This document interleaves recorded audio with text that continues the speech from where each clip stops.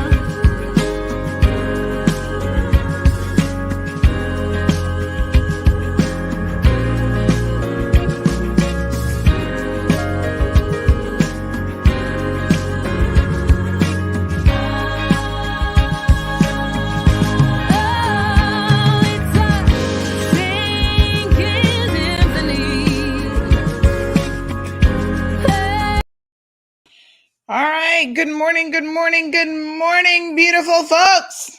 What is going on? Wow. I am just here for the tea. Spicy. It's hot.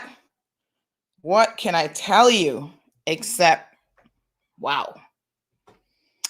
We're going to give it to you live and direct. I don't even know what to say this morning. It is just so crazy at the moment. There's so much going on the political front. We've got 3 guests up for you this morning. I'm very excited to be welcoming Alva Suckoo around the 8 o'clock hour.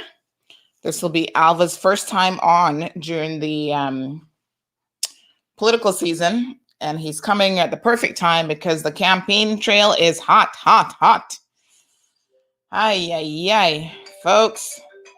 I don't know who's calling me, but it's showtime, folks. Don't be calling me during the show. You guys know, unless you're trying to get on air, this is not the time to call. But it is the time for some real sus. What can I tell you? Lots going on. All right, well, let's start off talking about some weekend happenings that we never really got to conclude on yesterday's program. Of course, on this program, we love our audience. So good morning to Miss Lily.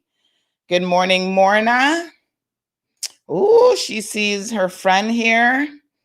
Good morning, Anne-Marie. Hello, Jan. Keisha. Yes, honey, we here for it today. Olivia.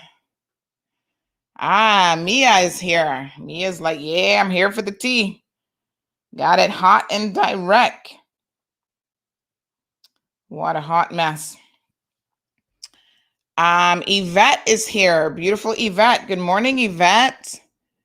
DJ Lynn is here. What? Now, you know it's hot when DJ Lynn decides to join the program. He looking a little sus this morning as well. I hope you got your CMR mug. Vanessa, Wagwan. Desi, so good to see you. Yes, good morning to the Sister Islands as well. Thank you, Desi, for the reminder. We are not 1, but we are 3 beautiful Cayman Islands. Brianna has it locked in. Louis, all the way from Detroit. I wonder if this person calling me does not realize that I'm on air. Hello. Good morning. Ay. Let me just send them a quick message.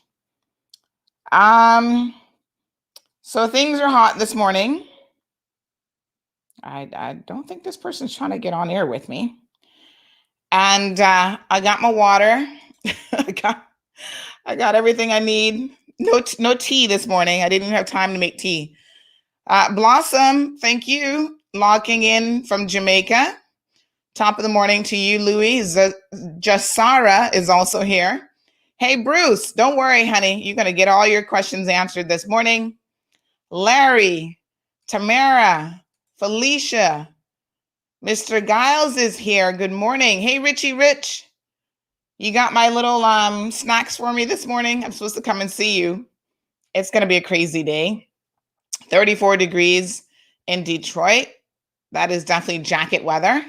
Morna, a soon come. Don't worry. Misha. Aw. Good morning to the beautiful Misha.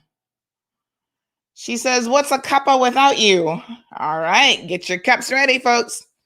This morning, you might want to fill it up with something more than just tea, to be honest. I'm thinking a little glass of wine or something else is more appropriate. The beautiful Evelyn is here. Patrick. Sharon, good morning. I know everybody's like, we need to see your face. Give me 1 second. You're gonna figure out in a second. I'm actually doing something in the background because I've got a little video for you guys that it's gonna make you go, what? Hey, James, what's going on? All right, I think my video is ready. You know, I can't do too many things on this computer at one time because it is maxing out the processing. Lizette, Yeah, lots of people locked in already. Good morning, Lena. Good morning, Jackie. Now, I want you guys to listen to a couple of things this morning before we get started. All right, this person must really need to urgently speak to me because I've set them on air and they're still calling. All right, so here's the first video that I want you guys to watch. And then we're going to talk about it. And you can tell me what your thoughts are on this situation. Now, you guys know that we stand for free speech here on this program, but this video kind of takes it to a slightly different level. All right, this person's desperate to get a hold of me. Wow, this has got to be some kind of emergency. Hold on. Lizette says she's been missing the action. Girl, you cannot miss election action. This is, hey, this is like hot tea. Okay, watch this video. I'm going to see who this person is calling, what the fire is that I need to clearly be putting out, and I will be right back. You're going to take that fucking phone and bash it up your face? I tell you, keep up with that fucking phone. You threaten me, right? Threaten you? I'm not threatening you. I'm telling you like it is. Who is you? Fucker. Say your name. Say your name. Ask the man that was calling your mama. I'm going to take your car number and go to the police and report you. That's what you're doing.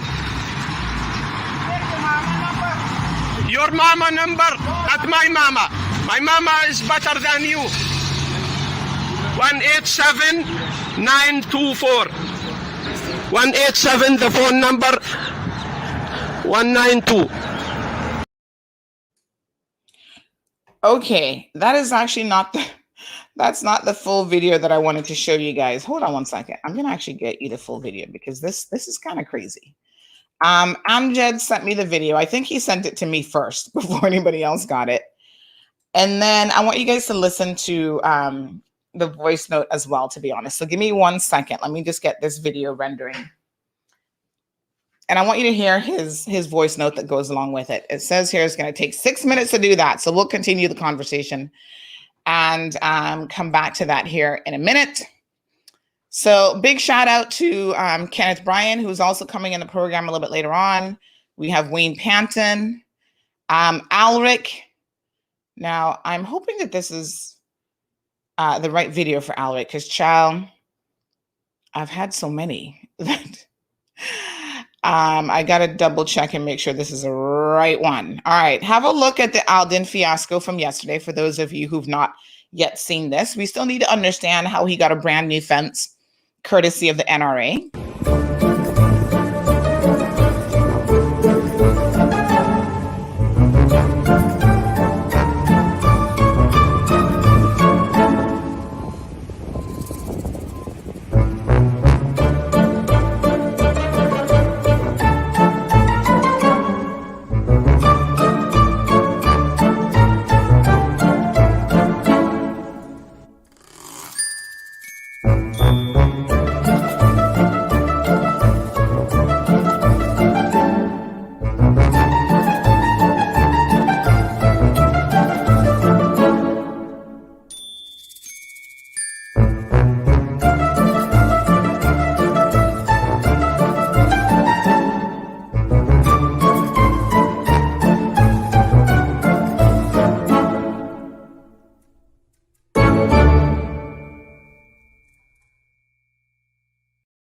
What a hot mess. All right, you guys ready?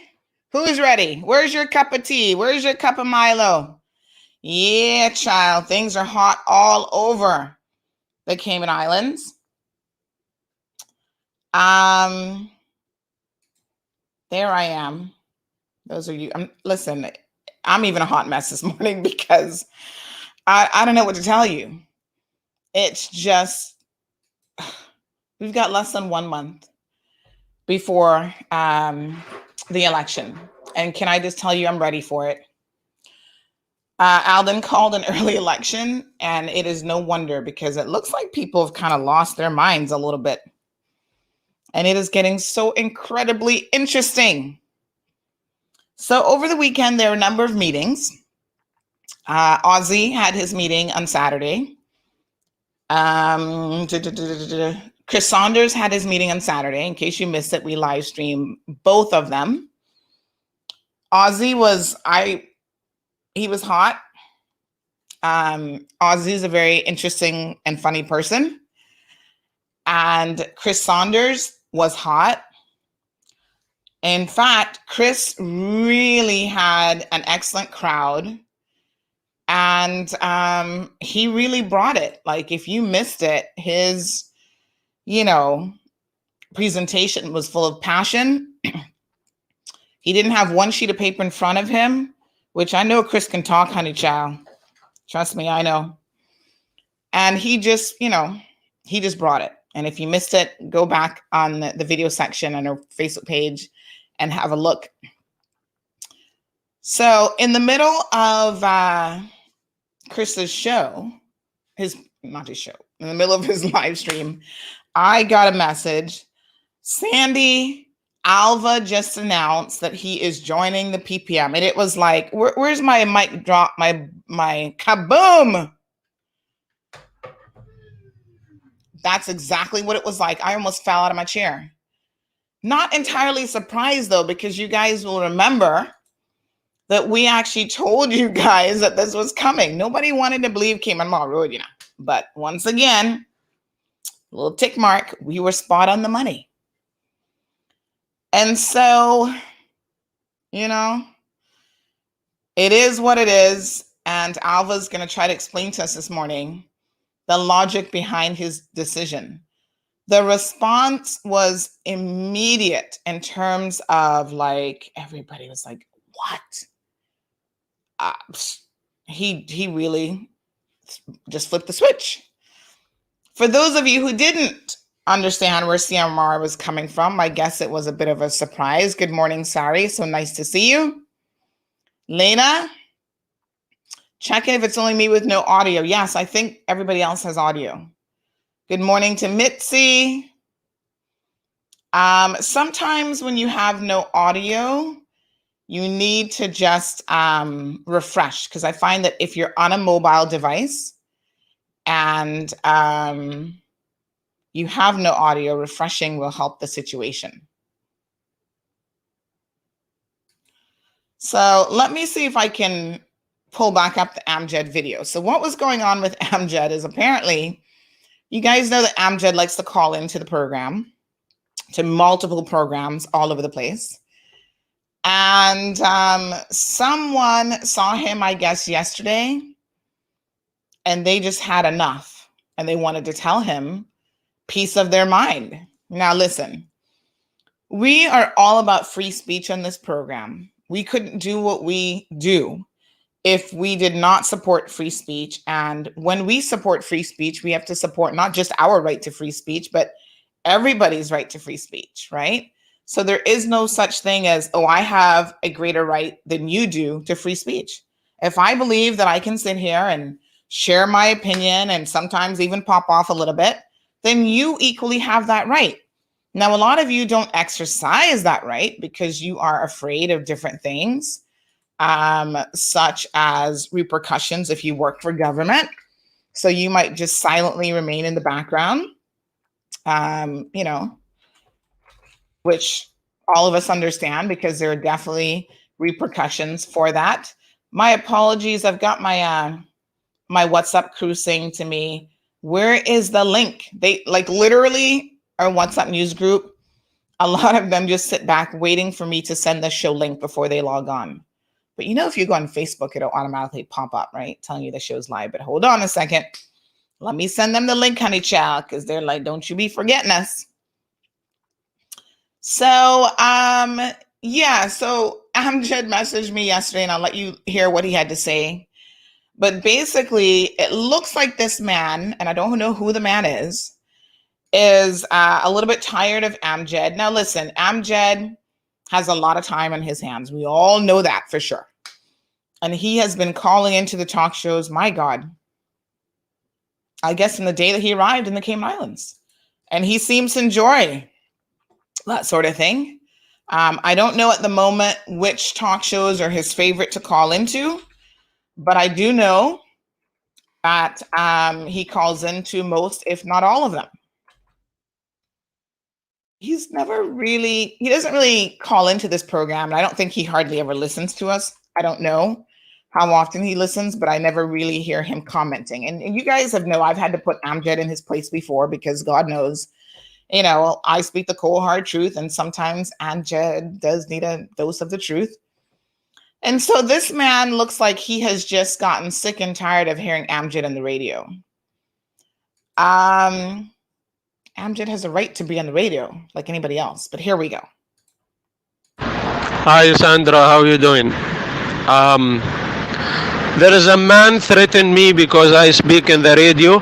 I get him in video, and he is showing threat because of the election issues I speak about in the public radio, and he is coming to threaten me, and I have the video. If you're willing to publish it, I will send it. Because this is threat to democracy. Today is me, they threaten me, tomorrow they will threat you and threat others. And if you believe in freedom of speech and democracy, you will publish that video. You're gonna take that fucking phone and bash it up your face? I tell you, keep up with that fucking phone. You threaten me, right? Threaten you? I'm not threatening you, I'm telling you like it is. Who is you? Say your name. Say your name. I'm the man that was calling your mama. I'm gonna take your car number and go to the police and report you. That's what you're doing. Take your mama number. Your mama number, not my mama. My mama is better than you. 187-924. 187, the phone number. 192. Wow, and extra wow. I don't know what to tell you. I think people are getting a little bit hot under the collar. And it's never a good idea to threaten people. I agree with Amjad that anyone who is, I don't know what preceded this. I'm kind of curious, was there something else going on here? Or did this guy just like randomly roll up an Amjad and say, oh yeah, you're the dude who's always calling in on the radio? Because it looks like he just pulled off the street by the coffee shop right there in the waterfront.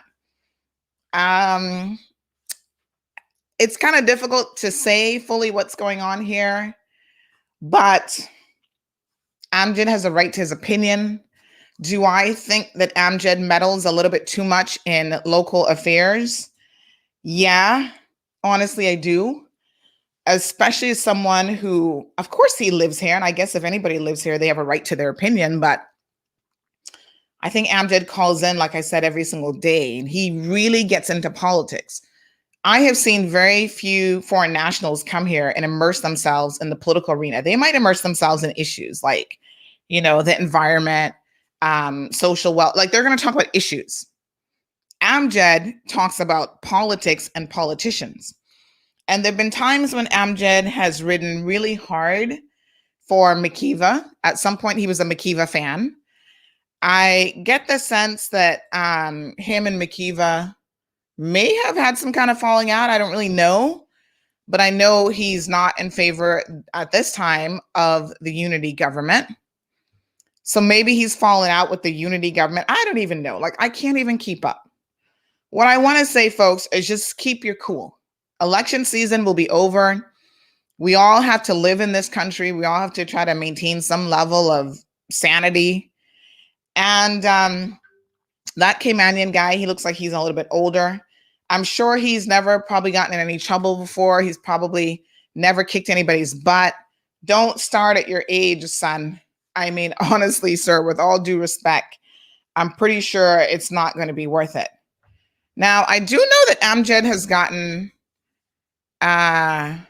he's gotten beaten up before by someone.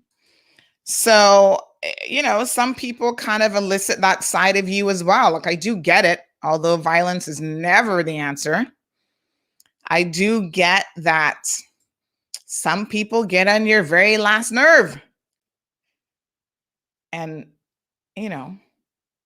but they still have a right to their opinion. So just listen. If you're listening to the talk shows, if you're even listening to this program and you don't like the sound of my voice, You don't like CC. It's like CC did a show over the weekend. It was super funny. Right now, red flag, the icon, the emoji red flag is trending because of CC's show. Everything, red flag, red flag. It was so hilarious. So our little friend Ricky, is it Ricky? From Flow, he doesn't always like what CC has to say. And he's like, oh, her show was a waste of time, blah, blah, blah. Ricky, that's your opinion. I'm glad you have one.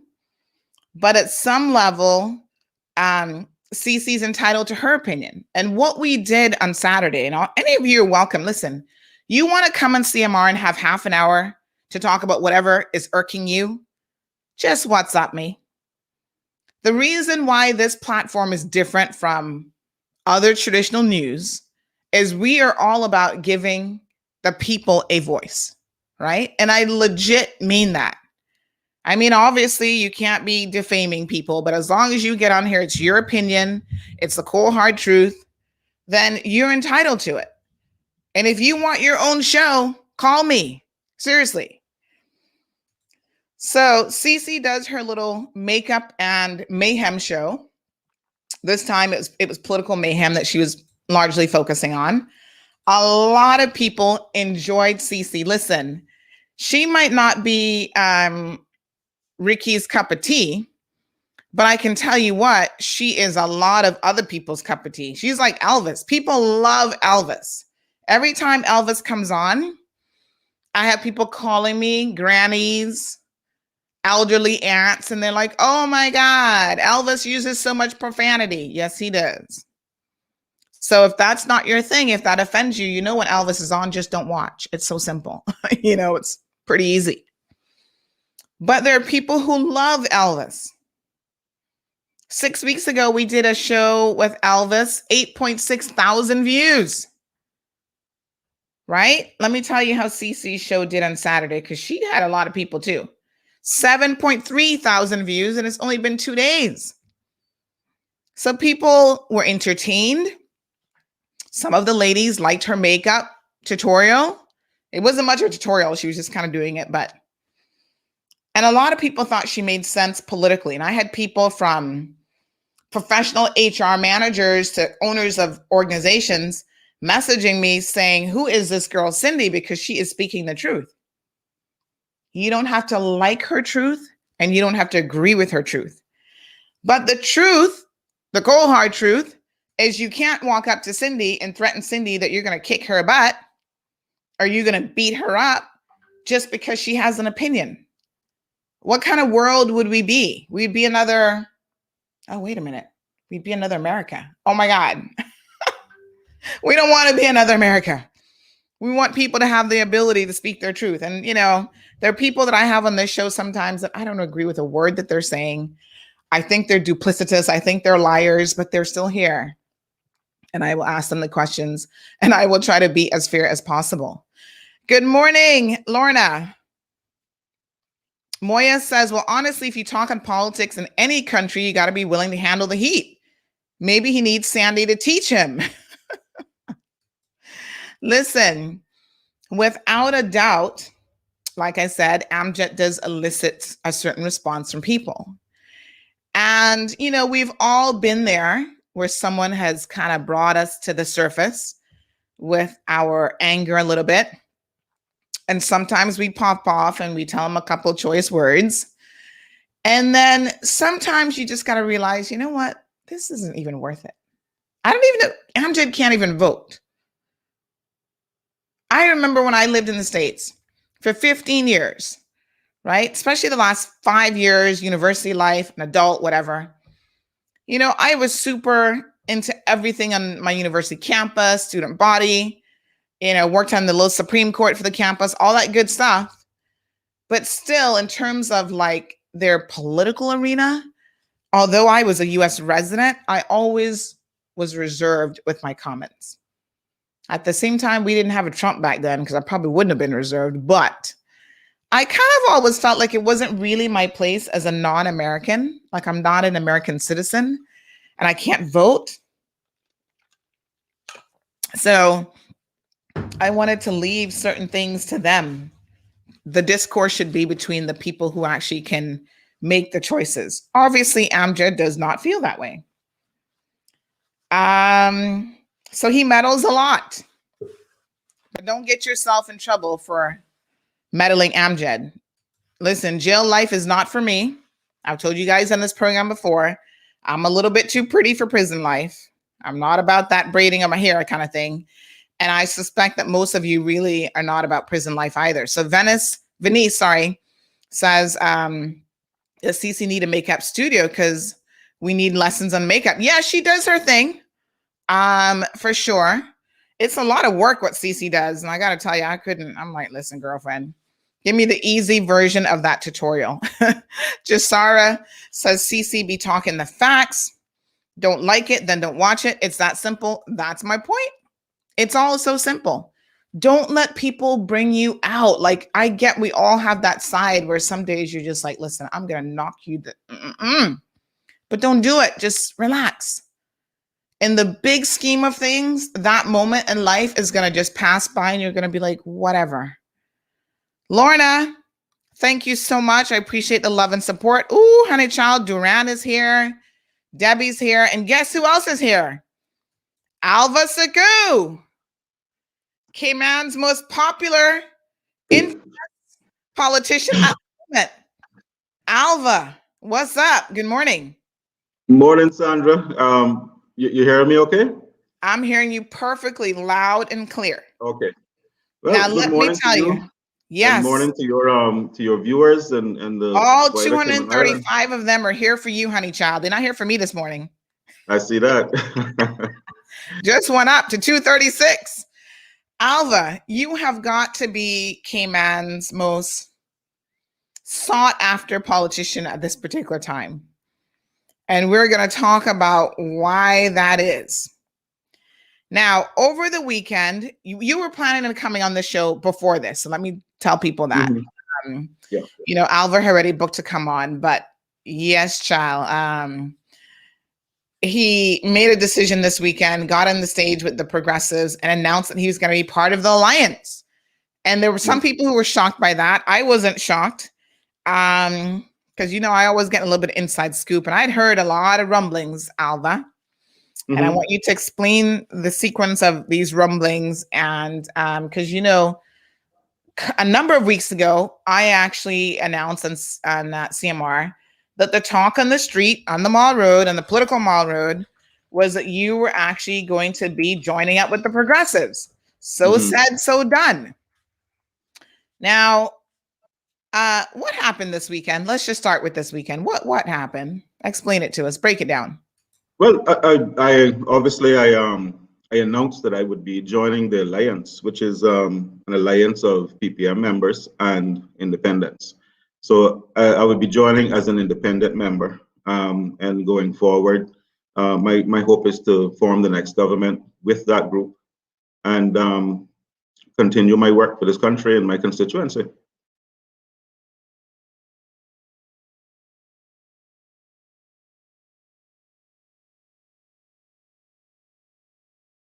Yes, Alva. So why did you make that decision? Explain the logic of it to us. Well, I'll go back to prior to Christmas. Around that time, that's about the time that everybody starts thinking about, you know, where they're going to go politically if you're a candidate. You know, how you're going to further your efforts in politics. So I really sat down and considered where I am and what I need to do and where I need to go to continue my work for my constituents. And I made a decision. I wasn't going to, at that time, join with any grouping. What I wanted to do was get back to my constituents. So I know there were others who were asking me to team up with them and form groups and so on. And I thought about it and I said, no, what I need to do is go back to Newlands first. And that's what I did. I have now canvassed hundreds of people in my constituency. I've had this conversation with countless people, to say, well, you know, where would you like to see me? The one thing that comes out consistently after 8 years of representation is that my constituents want to see me in a cabinet seat. They want to see me at the table. They want to see me moving forward with the ideas that I have campaigned on, that I have worked on, the things that I promised from 2013 that I wanted to put in place for this country. And I listened to my constituents. Many of them said to me, we don't want you back in the opposition. We want you at the table. We want you on the government side. And many of them, a large number, have said, we don't have any issue with you working in alliance with the progressives. And, from back then, the rumors started. Some people I know came to you and said, oh, he's gone and joined the PPM, which wasn't true, and it still isn't true. I haven't joined the party. I am still an independent member. But, Sandra, no man is an island. I can't get my agenda completed on my own, and I've learned that after 4 years in the opposition. If you want to do the things that you came to do, you have to find a grouping that is going to work with you to put those things in place. And so I made a decision based on the feedback from my constituents that I would go forward as a member of the alliance. Well, your decision has caused a lot of commentary. So there's some people, we have Bobby here who says best decision ever. You have the people of Newlands at heart. Marshall wanted to know if you spoke to your constituents. You just said that you spoke to, I guess, some of them. Mm-hmm. Curtis thinks you're smart. Melinda says money is running things. Who say they can get back in government is the question. So, of course, a lot of people think, now correct us if we're wrong here, Alva. A lot of people think that this decision was made. So the precipice to this decision was that you were feeling uncomfortable having to work on your own during the election. And we get, and we totally understand that an organized group, even going into the election, people can help you with whether it's financing, meetings, whatever. It lightens the load. We all understand that. Many hands lighten the load, right? Mm-hmm. So did it play into your decision at all, because you are an independent candidate, that you need some help during the election cycle? Absolutely not. And I've seen comments. I've seen one comment. Someone reported on CNS that I receive $100,000 for joining. Let me tell you something. I have not received one penny from anyone to move forward with this alliance. I have funded my campaign myself. I have been campaigning on my own with my committee. I've been hosting all my meetings by myself, except for one joint meeting with Malcolm Eden. I am running my own campaign. I haven't received one penny in resources from the progressives or the alliance. Have you been promised a ministry? Oh, sorry. I'm not sure what's causing that feedback, but have you been promised a ministerial position if the alliance gets in and you are also successful? That is when I sat down with the premier and had discussions with the new leader, Mr. McTaggart. That is one of the things I'm coming to the table for. I want to be in cabinet. I don't want to continue my political career as a backbencher or a member of the opposition. I want to be at the table, and I think I'm ready for that challenge. After 8 years of representation, and people have seen the type of representation that I can bring and what I can deliver. A lot of the initiatives that the government are talking about now, I started when I was with the progressives. The e-government initiative, I was co-chair of that initial committee to get that off the ground. All the changes with work, which I don't think those changes are working yet, but the advancements that have been made originated with my work as chairman of the NWDA task force. So there are things that I've done, but I can't continue those efforts. Sitting either in isolation as an independent member with no support around me, or sitting in the opposition. So, it's a decision. It wasn't a hard decision to make. The other thing I want to talk about is transparency. I could have waited, and someone suggested, why didn't you wait until election day and just go across and join them? That wouldn't be honest, would it? If I presented myself on April 15th as a member of the alliance, knowing from now that that was my intention, that would be dishonest. And I'm not going to do that. I'm going to be transparent with my constituents and let them know from now, 1 month out, this is what I intend to do. I think we get a little bit of feedback from your. I'm going to just mute you for a second, but you probably need to turn down the audio there. But I want to talk about that transparency, Alva, because I'm going to be honest with you. This is the cold, hard truth. And, you and I go way back, honey child, to our Maples days. A lot of people don't know this, but Alva and I used to work together at Maples and Calder back in the day. This was way before politics. We were before Alva even was probably thinking about politics. He was an IT professional and I was a law student, and we both worked at Maples. So Alva, the cold hard truth this morning is a lot of people do not believe you. And I'm going to tell you why that is. And then I want you to respond to them, right? So you're talking about in this moment, you're trying to be transparent. You join with them from this point in time.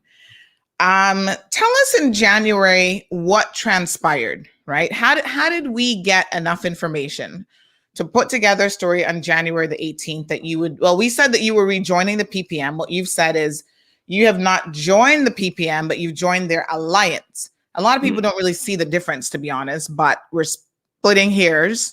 But if you want to say that you're an independent member of the alliance, okay. I think the PPM creates these fancy terms, right? So we had the unity government. It's a PPM-led unity government. Folks, for all intents and purposes, it's a PPM government. They needed the CDB and a few independent members to put it together, but you're towing the PPM line. You know what I'm saying? So, okay, you're not a card-holding member. Tara was never a card-holding member, but she helped the PPM government for the 2 consecutive terms that she was in. And then the eyes of the people, they don't really care if you're a card-holding member. If you're helping them obtain their objectives, then at the end of the day, it is what it is. So on January the 18th, the story went up that said Alva Suckoo is going to be rejoining the Progressives to form the government ahead of the May election. Now, you vehemently denied that that was the case. You attended this Moby Mat installation, groundbreaking ceremony at the Cowood Beach dock in Bodden Town on January the 14th. And on the stage of that, we had the premier basically saying, oh, we're welcoming Alva back into the fold.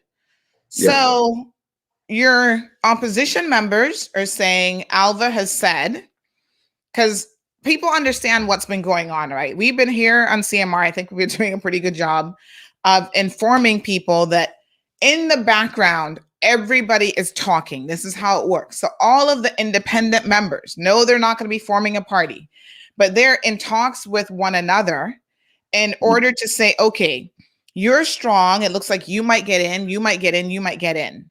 Let us have discussions beforehand, because what we don't want to happen last time is for the PPM who's already on their game to get in there and be able to flip people. Are you committed, if these people get in, to working with these people in order to form the government? So there are multiple groups of independents. I guess CDP is talking to whoever will talk to them. Progressives, Alden is tricking himself out from West Bay all the way to East End. Now in the moment, he's claiming that he's not going to include West Bay in his alliance pre-campaign, shenanigans. But we know that that's a lie, because come May the 15th, if he needs a CDP, they will be there. So when we talk about transparency, why was this story in circulation from early, mid-January at least, that you were going to be doing this? And you have said you've only now made the decision after going out speaking to your constituents. Do you admit on the face of it that it does look like somebody's lying here and it ain't CMR?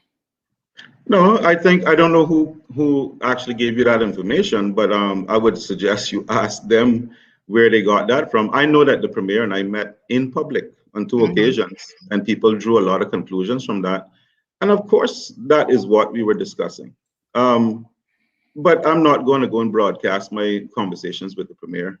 He and I were having a talk about my political future, their political plans and whether or not I was someone who would want to come and work with them. So there was no decision made back then. And I actually said to the premier, listen, let me think about this. Let me go out and canvass my constituents and find out if there's a fit and if my constituents are okay with it. And that's what I did. That's what I've been doing ever since. So that is why now I'm comfortable with my decision. I'm ready to move forward because I have gone to a large number of my constituents and said, listen, what do you all want me to do? And when I talk about transparency, Sandra, I'm not going to wait until April 15th and surprise everyone. I'm going to make it clear from now what my intentions are. And on April 14th, the people in Newlands will decide if they agree with that or not. But I'm not going to wait like last time and then all these surprises and you got 2 weeks to form a government and people are switching sides and there's horse trading. No, I like certainty and I like to have a plan and work towards a plan. And I believe in transparency. So that is why I've come out now. I could have waited 4 weeks and then gone across and probably taken less criticism and played it safe. But no, I don't believe in doing that. I'm going to let the voters decide if they're happy with this decision. And that's why I've come out now. As far as working with the progressives, again, working with them again, let's say that, because everybody's accusing me of flip-flopping. Listen, name one other organized group in the political arena right now that is ready to move forward and form a government. Name one group in. You can't. Right? I mean, I don't want to give away who's working with whom, obviously. Because, right, but I know because I'm on the inside, yeah. And I know all the little conversations and the little machinations that are going around. And one day is this grouping, then it's that grouping. I don't like the uncertainty, and I prefer to make a decision from now because everyone agrees this is going to be another coalition government, right? So all those out there who are now trying to assemble or put together a grouping, at some point are going to have to go and sit with the progressives and the alliance and say, can we work with you? All right, so we have a few questions that are coming in.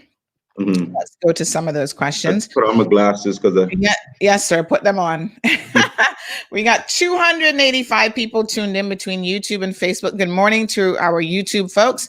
Jonathan is watching us on YouTube, and Jonathan says, there's too much flip-flopping. All good intention goes out the window once you join this government. Now, Alva, tell us, please, you have said that right now your main concern is actually forming a government, and you feel that the way to do that is to become part of the alliance. But you have, to Jonathan's point, been a member of the UDP, you joined the PPM, you left the PPM, you came back to you formulated something. I don't know exactly what it was with Mr. Anthony. Then you were a member of the opposition. You had an issue with the opposition leadership, so you resigned from the opposition. Once they got rid of, I never resigned from the opposition. No, you resigned as deputy opposition leader. Never. Oh, you mean back when when we changed leadership? Yes. That was mandatory, Sandra. I was the deputy to Mr. Miller, right? When the group decided that he couldn't lead the group anymore, it was the mandatory protocol for me as his deputy to also resign so that new leadership could be chosen. Then they put me right back in as deputy. But that's the thing that you do in politics. You don't ask the leader to step down and then you don't step down. So I stepped down as well, and the group decided who they wanted to lead. That's just common protocol in politics. And as his deputy, obviously I'm part of the leadership. Now, when Mr. McLean took over leadership, he put me back as deputy. As far as being a UDP member, that was prior to me ever thinking about being a candidate. I was working with Mr. Roy Borden, Gilbert McLean in Borden Town. That's where I got my start in politics. And I was a member of the UDP at that time. So were they. We were working, I was working on their committee with them long time ago. I then decided that I would resign from membership in any party, and I can focus on my career in private sector up until the point that I decided to get back in. And of course, I was a PPM member at that point. Mr. Eden and I resigned after 2 years from the party, moved across to the opposition side of the House. Now let me address that one there, Alva. The reason that you resigned from the Progressives is because you had an ideological difference between them and yourself and Mr. Eden when it came to the same-sex situation. Has that changed? Have you changed your mind about same-sex relations? What has changed in terms of ideology? Well, it depends what you mean, change my mind. I have now put that issue behind me because it's been settled by the governor. But my stance on Christian marriage is the same, and that won't ever change. But I'm not going to allow that one issue to stop me from moving forward and working for this country. The situation has been resolved one way or the other, whether we're happy about it or not. And my focus now is, let's not focus on that too much now. Let's focus on unifying this country, supporting each other, being there for each other, because we have a pandemic to deal with now.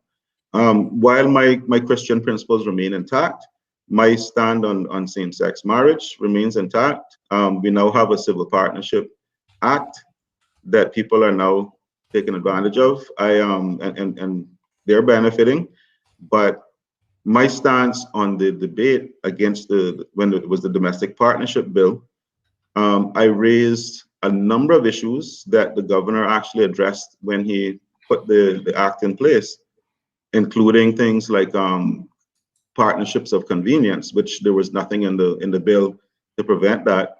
There now is a safeguard in there. The governor listened to my concerns. So while my Christian principles remain the same, my beliefs remain the same, I can't allow that situation to stop me from doing what I have to do now in politics. And, as an independent member of the Alliance, there are a number of things that I want to get to work on. And I feel that this decision is the best way for me to move forward with my agenda. All right. Well, but I'll continue to say, when Mr. Eden and I resigned from the Progressives and we became independent members, and that's what I've remained ever since. I don't want people to mistake the opposition for an entity that it really wasn't. The opposition is a constitutional entity. It is a requirement of our democracy. So you have to have an opposition. That doesn't mean that the opposition is going to become the next political party. The opposition could be made up of independent members, the same as the government can be. So there was no mandatory requirement for me to move forward with all the opposition members. I wish them well. They're moving forward with their plans, but I have to move forward with mine. And, no hard feelings. We worked together. We were an effective opposition. And, we're still friends as far as I'm concerned. But I have to look out for the best interests of my constituents first. Well, I don't know, but friends, but I've heard senior politicians say over time, you don't come into politics to make friends. Exactly. And if you start to make that mistake, you're going to end up in some situations that you wish you wasn't in. So, I didn't come to politics to make friends. I have good friends, lifelong friends. This is about business. This is about getting things done for the country. Yes, honey child. I was going to say friendship and politics is kind of like are you hearing me? Business and friends. Yeah, I can hear you. Can you hear me? I'm not hearing you now, Sandra. Check your audio, but we got you locked in. We're hearing you pretty good. I think you've just muted yourself, but I can hear you. You've actually muted yourself, Alva. So let me give you a second to unmute yourself. And I'll read some of the comments. So in the world of politics, yes, I wouldn't mix friendship and politics. Let me just... Sorry, Sandra, I'm not hearing a word you're saying. The audio is just gone. Let me see. We're hearing you. Let me just send you a WhatsApp message here, Al. Tell you what, let me try connecting from my phone and see if that makes a difference. Okay. Yeah, we were still hearing you. Okay, but all right, let's read a few of your comments, folks. Never mix politics and friendship. It's like mixing oil and water, or business and politics, or business and friendship, I should say. Never a winning combination by anybody's imagination. Now, you guys know we like to bring it to you hot here, hot off the presses. We've got a bit of an announcement, folks. You're not going to believe this, but Bernie Bush has just walked off of Rooster's Crosstalk show this morning. We just got the message. Thank you for our viewer that provided that information. They have all of 23 people that were watching. And for some reason, I don't know what happened. We're going to get this here in a minute, but Bernie just walked off their show. Hot mess. I'm telling you guys, this election season has people going crazy. Let's do a few announcements while we're waiting at Alva to rejoin us. Here is a paid advert, folks, from the team to elect Mr. Alric Lindsay for Georgetown South. Oops, sorry.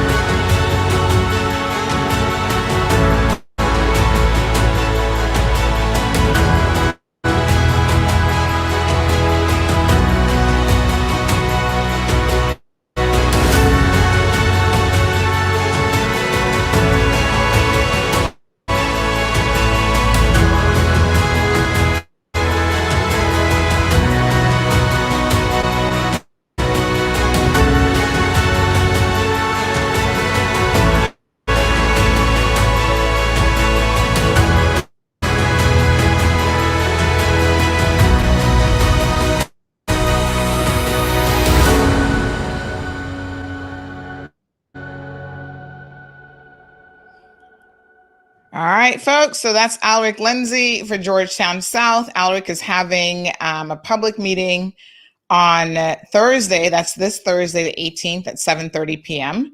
at Smith Barcadier. Go out, folks, and check him out. He's running against incumbent Barbara Connolly. And of course, Smith Barcadier, quite an interesting location to have a public meeting because this progressives government had a not so progressive plan to try to modernize Smith Barcadier. A lot of us just call it Smith Cove, which the people were not in support of, and they had to axe those plans. So let's catch up with a few comments. We do have Alva who's rejoined us. Alva, give me one quick second here. Let me just bring you back into the studio. There we go. Okay, that's so fine. Some comments for your consideration. Melinda says the Alliance government, there's no such thing as Alliance. They're all progressives. Odell says you've been a stock opposition to the legal practitioners bill. How will you reconcile both your position and the architect's position? How do you move forward with your position of against? I actually, the latest iteration of the legal services bill, I voted for. I supported it. After I debated strongly and some of my views were taken into consideration, I gave the bill my support, and that bill is now an act that's now in place. All right. Bobby says Ween will work with the PPM same way. We will ask Ween about that when he comes on a bit later on. Marshall says, in one hand, he's right. If you're not part of the government, you're really not going to get anything done. That's just how it is in the world of politics. But to be working with Alden, that's like working with the devil. I'm just saying. Melinda shares her opinion that she prays and hope not. But then again, they're all politicians, can't be trusted. Janet agrees with Marshall's position. Curtis says your first statement said it, bro. You're not part of the government and you can't get anything done. Now, this concept of getting anything done, I'm going to tell you, Alva, I'm very uncomfortable when politicians say that they can't get anything done because they're not part of the government. Because I can tell you, I'm not part of the government. I'm not a politician. I'm not even in politics. However, what I do know is that I get things done every single day that helps people, like in a legit way. So Yes. I don't think that you have to be in politics to serve your people, just like I don't think that you have to be a minister in order to get things done. In fact, I think the opposite ends up happening. You think you need to be a minister to get things done because you think that you're the drivers of policy. And what ends up happening is, this is just my opinion, you become a little lackey boy for Alden and his party, and you drive what they want to drive. And at the end of the day, you're a paper pusher sitting in an office all day, and you actually end up leaving your people behind. So there are constituencies right now that had consulars and ministers in those positions, and they felt like they were not well served by those individuals because they were too busy sitting in the glass house, attending every official, opening ceremony, ribbon cutting, and all this kind of stuff. And they haven't really served the people well at all. So I do not believe that you have to be a minister to get things done or to serve the people. Just my opinion. I'm just throwing it out there for what it's worth. Well, no, you can get to an extent, you can get things done. Okay, so within your constituency, you can get roads fixed because you have a roads budget. You can you can initiate community programs and that sort of stuff. But I'm talking about at the policy level. How am I going to fix this traffic problem? You know how many of my constituents are sitting in traffic right now? How am I going to fix that? Alva, but how if has I'm this not- government fixed it? How has you're joining with the progressives, right? Mhm. Although you're saying you're not a progressive member, I get the technical point. But how has this government fixed it? They've done nothing to fix it. So what makes you think that you will be the one person that can go in there with the rest of the progressives and get it fixed? I'm just Because asking. I know my determination and I know what I bring to the table. And they've you have to remember, Sandra, a lot of the government's plans, and I'm not making excuses for anyone, but we've had to deal with COVID for the past year. A lot of those initiatives didn't get started or didn't get moved forward because the focus shifted. But going into this next term, traffic has to be one of our number one priorities. So the first 3 years they couldn't get all this stuff done, and then COVID hits, and But we're you gonna see blame it on what's COVID. happening now. There's work starting on the East-West Arterial. Of course, now that's going to only take it to a certain point. But the revamp of the public transport system, that initiative started over a year ago. I know because I brought the motion asking for it to be started. It was started, but of course, everything got thrown off track because we had to deal with COVID. But those are initiatives that I want to resume. I want to get them moving again. I can't do that from the opposition bench. Bullying legislation, anti-bullying legislation. That bill is sitting with the Law Reform Commission right now. I want to push that forward. I want to get that passed. Improving education, dealing with the employment issues, making work better. Things like that. I can't do from the opposition bench. I have those ideas. I have the desire to fix those problems, and me sitting in the opposition, opposing the government, not being able to move forward, to put policy in place, to get things going, is not the best, most productive use of my time as an 8-year veteran. I need to be in a position where I'm at the table. I am making policy. I am responsible for certain areas of certain ministries, and I have a say. And everyone on the alliance side understands what I'm coming for, what my intentions are, and how much I am waiting and waiting an opportunity to get to work. I want this election to be over as soon as possible so I can get back to work. We have 2 years now ahead of us of dealing with the fallout from COVID. We have people who are living day to day, not having enough to eat. We have elderly people in my community who need help, who need food on the table, elderly people who need medication, health insurance, people who are facing retirement soon with no pensions. All those things we need to address in the next 2 years, or this country is in for a very rough time. And I'm tired of talking about these things. It's time to do them. And that's where I'm coming from, Sandra. And as I said, I made this decision with a lot of thought, a lot of consultation, family, friends, people I trust, and my constituents. And I am comfortable with what decision I've made, and I'm ready to move forward. All right. Layla says this is a mistake that's going to cost you your seat. I got to be honest, a lot of people are saying that, Alva, and I guess we won't know until the night of March the 14th if that will be the case. Lily says, congrats, good choice, heads up. She is a PPM supporter. And do not pay attention to the bad comments. I mean, if the bad comments are coming from voters, you might want to pay attention there, Lily. People always talk, and that's a true point. Your people should vote for you as a person and what you can accomplish in your district. Well, yes, vote for you as a person, but they also need to know if you are aligned with anyone. And that is really an important point, folks, because I know that there's a lot of rumblings about who's aligned with whom. Even in the district of West Bay this morning, I just received a photo. Let me share this latest conundrum with you guys because this is a hot mess of a situation. But we have folks traversing from all the way from Bodden Town. Hold on one second. Let me just pull up this photo to visit people in the district of West Bay. And I think that it certainly says a lot about what is happening behind the scenes. So let me just, lots of politics going on, folks, behind the scenes. I'll show you this one here in a second. Let me get to some more of your comments. So Bobby says, Sandra, at this point in time, I wouldn't pay too much attention to where you see pictures and candidates at different meetings. I know independents who go to every meeting. I attended Sammy Jackson's meeting in Red Bay. Now, obviously, I'm not part of Sammy's team, but I went to hear what he had to say. All of this was part of my decision-making process. So, you can't tag. Yeah, I mean, people. A lot of people are very interested in what Sammy had to say. I mean, he had a huge turnout, particularly at his first meeting. And I think a lot of people are curious as to what, I mean, especially at that first meeting, as to what sort of,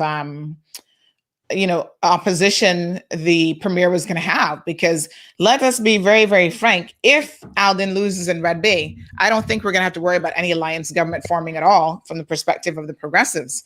But again, that's speculation at this point. I mean, there are other members of the alliance. There's a new political leader. I don't think that we should focus so much on Alden McLaughlin right now because he's as he said he's happy to work in any capacity. So But you've worked with Alden before, Alva. Sorry?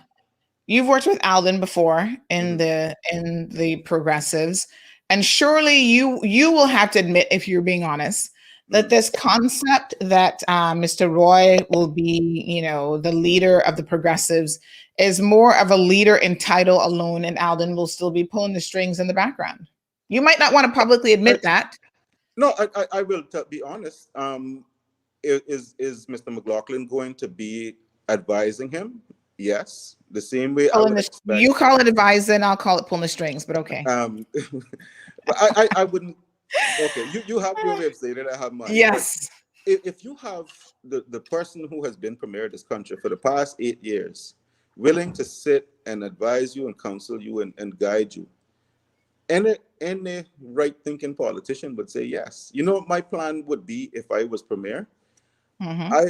One of the first things I would do is to assemble a group of past leaders. I'm talking people like Mr. Kurt Tibbetts, McKeeva Bush. Are you predicting McKeeva's going to be a past leader? Past leaders that have been at the top of the game. I see. Arden McLean, people like those later on who would meet with me as premier regularly and discuss the issues. Because what we need, we need to go through a process of unifying people in politics. I hate the division that comes about election time. Yeah. And, I see the comments. Aren't we, Alva, the reason why we elected someone like you, who is supposed to have been younger and fresher, is to get some of these old heads out of the way. Why are we going back to them as though they're the only ones that have any solutions for this country? Like, even that comment just now makes me uncomfortable. I'm sick of McKeeva. Kurt Tibbetts has retired from politics. Go do your farming. Stop. You know what I'm saying? Like, But what not I'm to say saying that is, they don't have a role in the community, mhm, but what about the younger people who are coming up, the Kenneth Bryans of the world, the mhm. Sammy Jacksons, like people who have a contribution to make?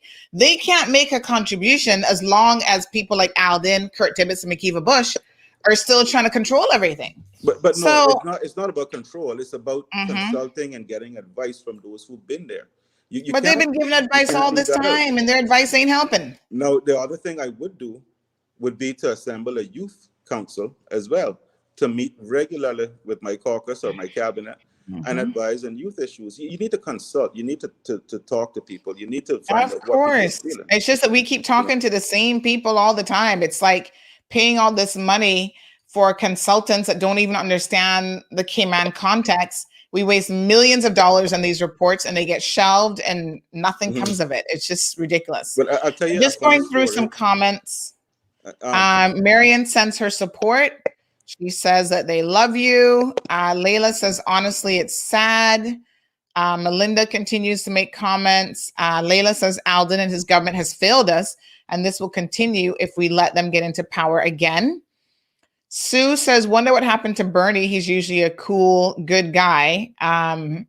We will get the details as soon as we can in terms of why he walked off the show this morning. I only know that he has walked off. Bobby is obviously a supporter of Alva. So Alva, you got Bobby's vote. Hopefully he votes in your district. Lena is wishing you all the best. She said that she would have waited until April the 15th to make such a decision. But she appreciates your reason for doing what you have done. Melinda, obviously not a fan of the progressives. Bobby says, Sue saw Raleigh meeting was packed. Things are heating up. Lily says people are ungrateful. What else do you want from this government? There's a whole list, Lily, that we could give you of what we want. But that's probably another show. Jazara, thank you. Odell says valid point. I'm just trying to catch up on some of the comments because I know that we're behind quite a bit and we are running a little bit into overtime already. Miss Sue is here for it. Jasara says Alden seems to like all the yes people, rolling her eyes. Good morning to Anne. Good morning, Anya. Appreciate the comments. Layla says they need to take credit for why we're blacklisted and graylisted. Speaking of people's ability to make change, we do have people like Tara Rivers, who was fortunate enough to be a minister for both of her terms. Mhm. And most people still think that she was a dismal failure in her ministerial roles. Gemma reminds us that at the end of the day, there's no guarantee that the progressives will even get back in. In fact, we're praying that they don't. We need change for Caymanians, and this government is clearly not capable. So there is someone who is hoping that they don't get back in. So if they don't get back in, Alva, what do you think are your chances of being able to go back to the other side and work with other independent members? What has their response been? Have they reached out to you? Now, I've seen some of the comments that have been sent through calling you a traitor. And I think private conversations between you and other members have been screenshot and they've been sent to me, of course, where people are just like, you're such a traitor, you're this, you're that. Well, what is your relationship with other MPs? Up until now, I would say my relationship has been good. I haven't committed to any other grouping. We talk to each other, and we think about, well, this could work, that could work. We could do this, we could do that. But I haven't had any scenario put forward to me up until now that would be better for this country than what I'm actually the journey I'm embarking on right now. And I'm comfortable with that decision. I know some people will be upset, but at the same time that people are upset with me, I know that those same people are doing what they have to do as well. and having their conversations. And some of those conversations don't include me. But Sandra, Right. this is politics. This is not Yeah. personal, and people have to understand that people will make decisions that they think is the right thing to do for them and their constituency. I didn't come into politics to make enemies, but I didn't come in to stick to personal friendships alone over the interests of my constituents. And people have to separate the two. You have if you know what you're doing is the right thing, then you have to have the convictions to do it. And I'm disappointed when you say people are screenshotting conversations, because I never do that, and I have law. Yeah, I don't think. Let me be fair. I think what this is, I can show it to you, because it's probably not a conversation, but it's someone. I guess they've made this little thing up of you, and it looks like it's just them. I guess they put this together. I don't think this is actually a conversation, to be honest. But this is what they have up. It says traitor, and they have a definition of a traitor. And then it says Judas was one of the 12 disciples who was with Kenneth, but in the end betrayed him. So they're feeling like this is a betrayal of you and Kenneth. But you just said that this isn't about friends. So I guess your friendship Kenneth and with I are friends. We are personal friends. I told Kenneth in 2013, when he lost, that I was going to be there when he got elected. Kenneth has now come into his own. He can move forward on his own and do what he has to do for his constituency. I would never hold him up for any decision he makes. But I have to do what is best for my constituents. And they might say traitor. I say, listen, this is 2 MPs, 2 separate constituencies on 2 different paths right now. And I have to do what's best for Newlands. The person that posted that, I would just remind them, I have children. And, be careful what you put on social media. I don't do things like that, because I know that other MPs have children. They read those things. So, it's sad when it gets to that level, because a lot of these people don't know what's going on behind the scenes. They don't know half the story, or they want to know half. And what they do then is put their interpretation on it. Obviously, that person is biased towards Kenneth. She's on his committee. I give her that. But, when you put things out like that, calling someone a traitor, and my 9-year-old reads it, what is she going to think? And I actually try my best to protect my children from the politics. But especially now, it's horrible, man. The level of hatred and ridicule that some of us go through, I'm prepared to deal with it. I have broad shoulders. But, be careful what you say. Because a few months from now, you're going to come back to that same person, and you're going to want to be friends again. You have to think. Well, forward. you said it's not about friends. I guess they better not be calling you with the friendship card.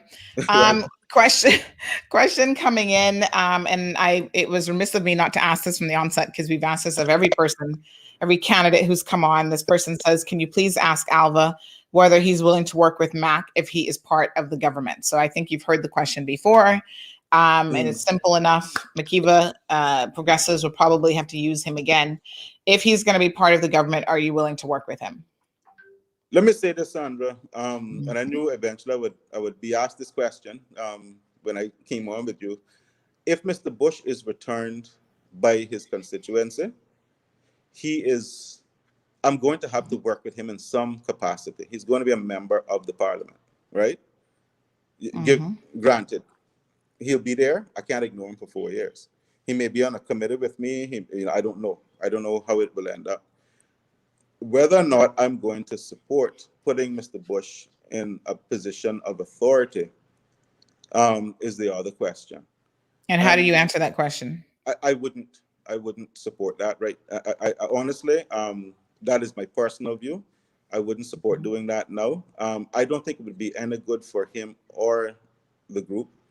I think Mr. Bush, as he said, he's dealing with a lot. He's trying to deal with some brief issues and so on. I think that should be his focus for the time being. And it wouldn't do us any good for me to prop him up and say, okay, go ahead and do that.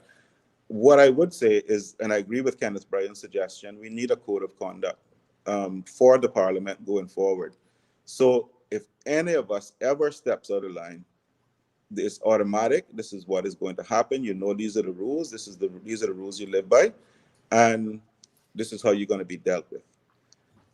I myself was suspended from the House by Mr. Bush not too long ago. And while I disagreed with that, I had to accept my punishment and go home. And that is how it should be. It should be that you have rules that you live by. We need a code of conduct. We need to have those things in place moving forward. So if it ever comes up again, we know exactly what is going to happen. All right. Let me see here. So we are into overtime with Alva this morning, so we may have to kind of wrap things up with him. But Troy has a good question. It took 8 months for the health ministry to restart the health insurance assistance program. What do ministers do all day? Since the position is, that you want to get stuff done for people, he's asking, well, if it take 8 months to do such a simple thing, what exactly is it that ministers do? And he's asking me to answer that? I mean, yeah, he wants to know what do ministers do. Well, ministers are busy. Ministers run their ministries. They meet in cabinet. They deal with a lot of decisions that some of us will never know about. There are things that happen that 20 years from now you might hear about, but you're not going to hear about it today. I can't speak to that specific issue to know exactly what goes on or what went on with that. But obviously there was some reason why it didn't happen right away. But he should probably direct that to the minister, because I can't answer on behalf of the minister. Well, we look forward to him coming on so we can direct those questions to him. Listen, Alva, thank you so much for coming on the program. Some interesting times ahead for sure. Good luck to you. The 14th of April, my apologies, is a little less than a month away. And we'll know, I guess, at the end of the day, how much of an impact this latest decision of yours has made on the voters in your constituency. Yep, we will. Thank you very much, Sandra. Yes, you're most welcome. Any final thoughts to leave with us? Well, as I said, take my decision for what it is. I thought it was the best thing to do for my constituency. I know that a lot of my constituents agree with me. And since making the announcement, I have had overwhelming response in the affirmative that, yes, we're glad you're doing this. It is not about me. It is about getting into a position where I can do my part to help this country, especially in the next 2 years, getting past this pandemic, and my constituency. I want to deliver more, and this is how I intend to do it. I have no hesitation now in moving forward with the alliance. I believe that they've done a lot for this country. I have disagreed with them at times over certain issues, but if you sum it all up, the net effect is that I think their performance has been positive. We've seen improvements in a lot of areas, but there's more work to be done, and I think that I can contribute more working with them, sitting at the table with them. All right, my friend, thanks very much. I appreciate it. Thank you, and looking forward to the next conversation. Absolutely. So, folks, that is Alva Suckoo, current MP for the District of Newlands. And again, he made a decision this weekend to work with part of the progressive, the alliance. Listen, this whole terminology has got me all tongue twisted. Alliance. What is it? The Alliance of Progressives and Independents. Oh my God. Why couldn't they just keep the term unity? I mean, it was so much simpler. But anyway, Confusion Junction. A few comments before we pull in Mr. Kenneth Bryan, who's waiting in the back of the studio. Sharon shares that some politicians have been there for 20 years and nothing has changed. Now COVID is to blame for everything. And to be fair to Sharon, the progressives have been in control for a couple terms now. So who are they blaming for all the things that haven't been able to get done? I'm just saying, they've been in power. So Janet says bullying is a major issue in our schools and workplace. I've understood, Janet. So we need legislation passed ASAP. Marva says, well, from what I'm hearing, the government sat on their asses like they normally do for the first 3 years. And it is just the last year that they finally hit the ground running. Unfortunately, COVID slowed them down. Yes, indeed. Julie, good morning. So nice to see you. Good morning to Miss Janet. Miss Janet says, I guess he is confident that the progressives will get back in. Huh. Gemma says mental health needs to be addressed. Our kids are suffering. Jeanette says the PPM won't be back, but it will take coalition of like-minded. And I think it will be some of them. It will have some of them in. Marva, thank you so much. Marva says, can you imagine Alva sat there and said COVID is what prevented the government from getting things done during the last 4 years? Miss Liliana says Mr. Suckoo has been funny. He's not a problem solver. Thanks, Miss Sandy, in reminding the MP that helping needs a doer. Vanessa is saying something is a lie. I don't know exactly what comment that is. Belika says to control policy in Cayman, you do not need to be part of the government. You need to be part of those who control the government, and those people are not the electorate. Ooh la la. Now let us take that comment in for a minute. He says the real people controlling policy are not even the politicians. It's the drivers behind the politicians, the people in the shadows that you don't even see. And most of those are business people and others with deep pockets. So that's how you need to control policy in this country, not necessarily being a cabinet member. Interesting point. Wow. Layla says she has faith in Sammy. Both Mr. Samuel Jackson, and Alden McLaughlin were up last night for the debate, the chamber forum. Now tonight, interestingly enough, is Bodden Town, but it's only going to be Mr. Dwayne Seymour. Ozzy has decided that he will not sit and do the debate because he has said that he has more important things to do in his constituency, and he's having a neighborhood meeting instead. Well, here's Dwayne Seymour traversing all the way to West Bay to visit folks there. And obviously he is supporting his former political allies, Mr. Bush, Captain Eugene, and Rolson Anglin. So, sorry, Kenneth, good morning. How are you? Let me just take that photo off the screen there. There you go. Good morning, Sandra. Good morning to Cayman. It's a pleasure to be back on the show here on Cayman Mall Road. Ciao. Things are getting hot. Folks, Kenneth has a big event that is coming up. Let me remind you of this, and then Kenneth can share a little bit about this event with us this morning. Good day, Cayman. I'm Kenneth Bryan, incumbent MP and candidate in the 2021 election. I would like to invite you to my campaign launch meeting on Saturday, the 20th of March at the Kirk Home Center parking lot, 256 Eastern Avenue. Come and hear my plans for Cayman and how I intend to address the issues that we face. There will be special guest speakers and surprise endorsements. Refreshments will be served, and Cayman's talented Quincy Brown will be the host for the night. The launch starts at 7 p.m. sharp, so make sure to mark the time and date on your calendars. This meeting is for everyone because I stand for all Caymanians, regardless of where you vote. And remember to wear yellow to show your support. My committee and I are excited to prove to you why I am the best choice on election day. I look forward to seeing you, and make sure you bring a friend. And remember, together, we still can make Cayman better.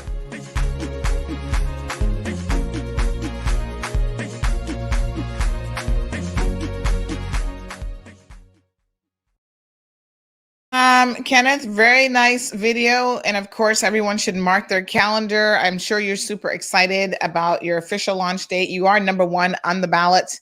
There's only two of you running for Georgetown Central. Tell us a little bit more about your event.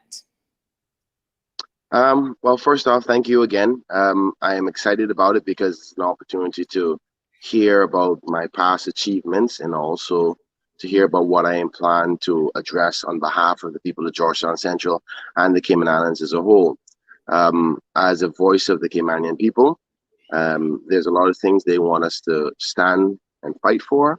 Like Alva and many other members have said, traffic, cost of living, cost of housing, healthcare, pension, unemployment for Caymanians. There's so many issues that we really have to tackle in the next term. And I hope when I'm elected by the people of Georgetown Central, they can get down right away and start focusing on them. Probably one of the big things is minimum wage that needs to be changed to right away. People need more money in their pockets in order to be able to survive around here. Code of conduct is one of those things that I want to get done in the first sitting of the House, because we can't go forward without guidelines for elected members like myself.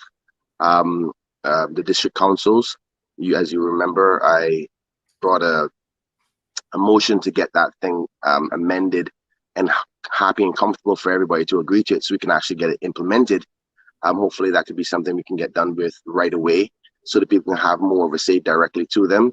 So there's a number of things we're going to try to tackle. I think that traffic is another one, because even though Georgetown Central people don't deal with traffic as much as the rest of the country, it is important that all Caymanians' lives are well, and you can't spend hours of your life that takes you away from your family in traffic every day. So a strong concerted effort with whoever is elected to try to resolve those types of problems.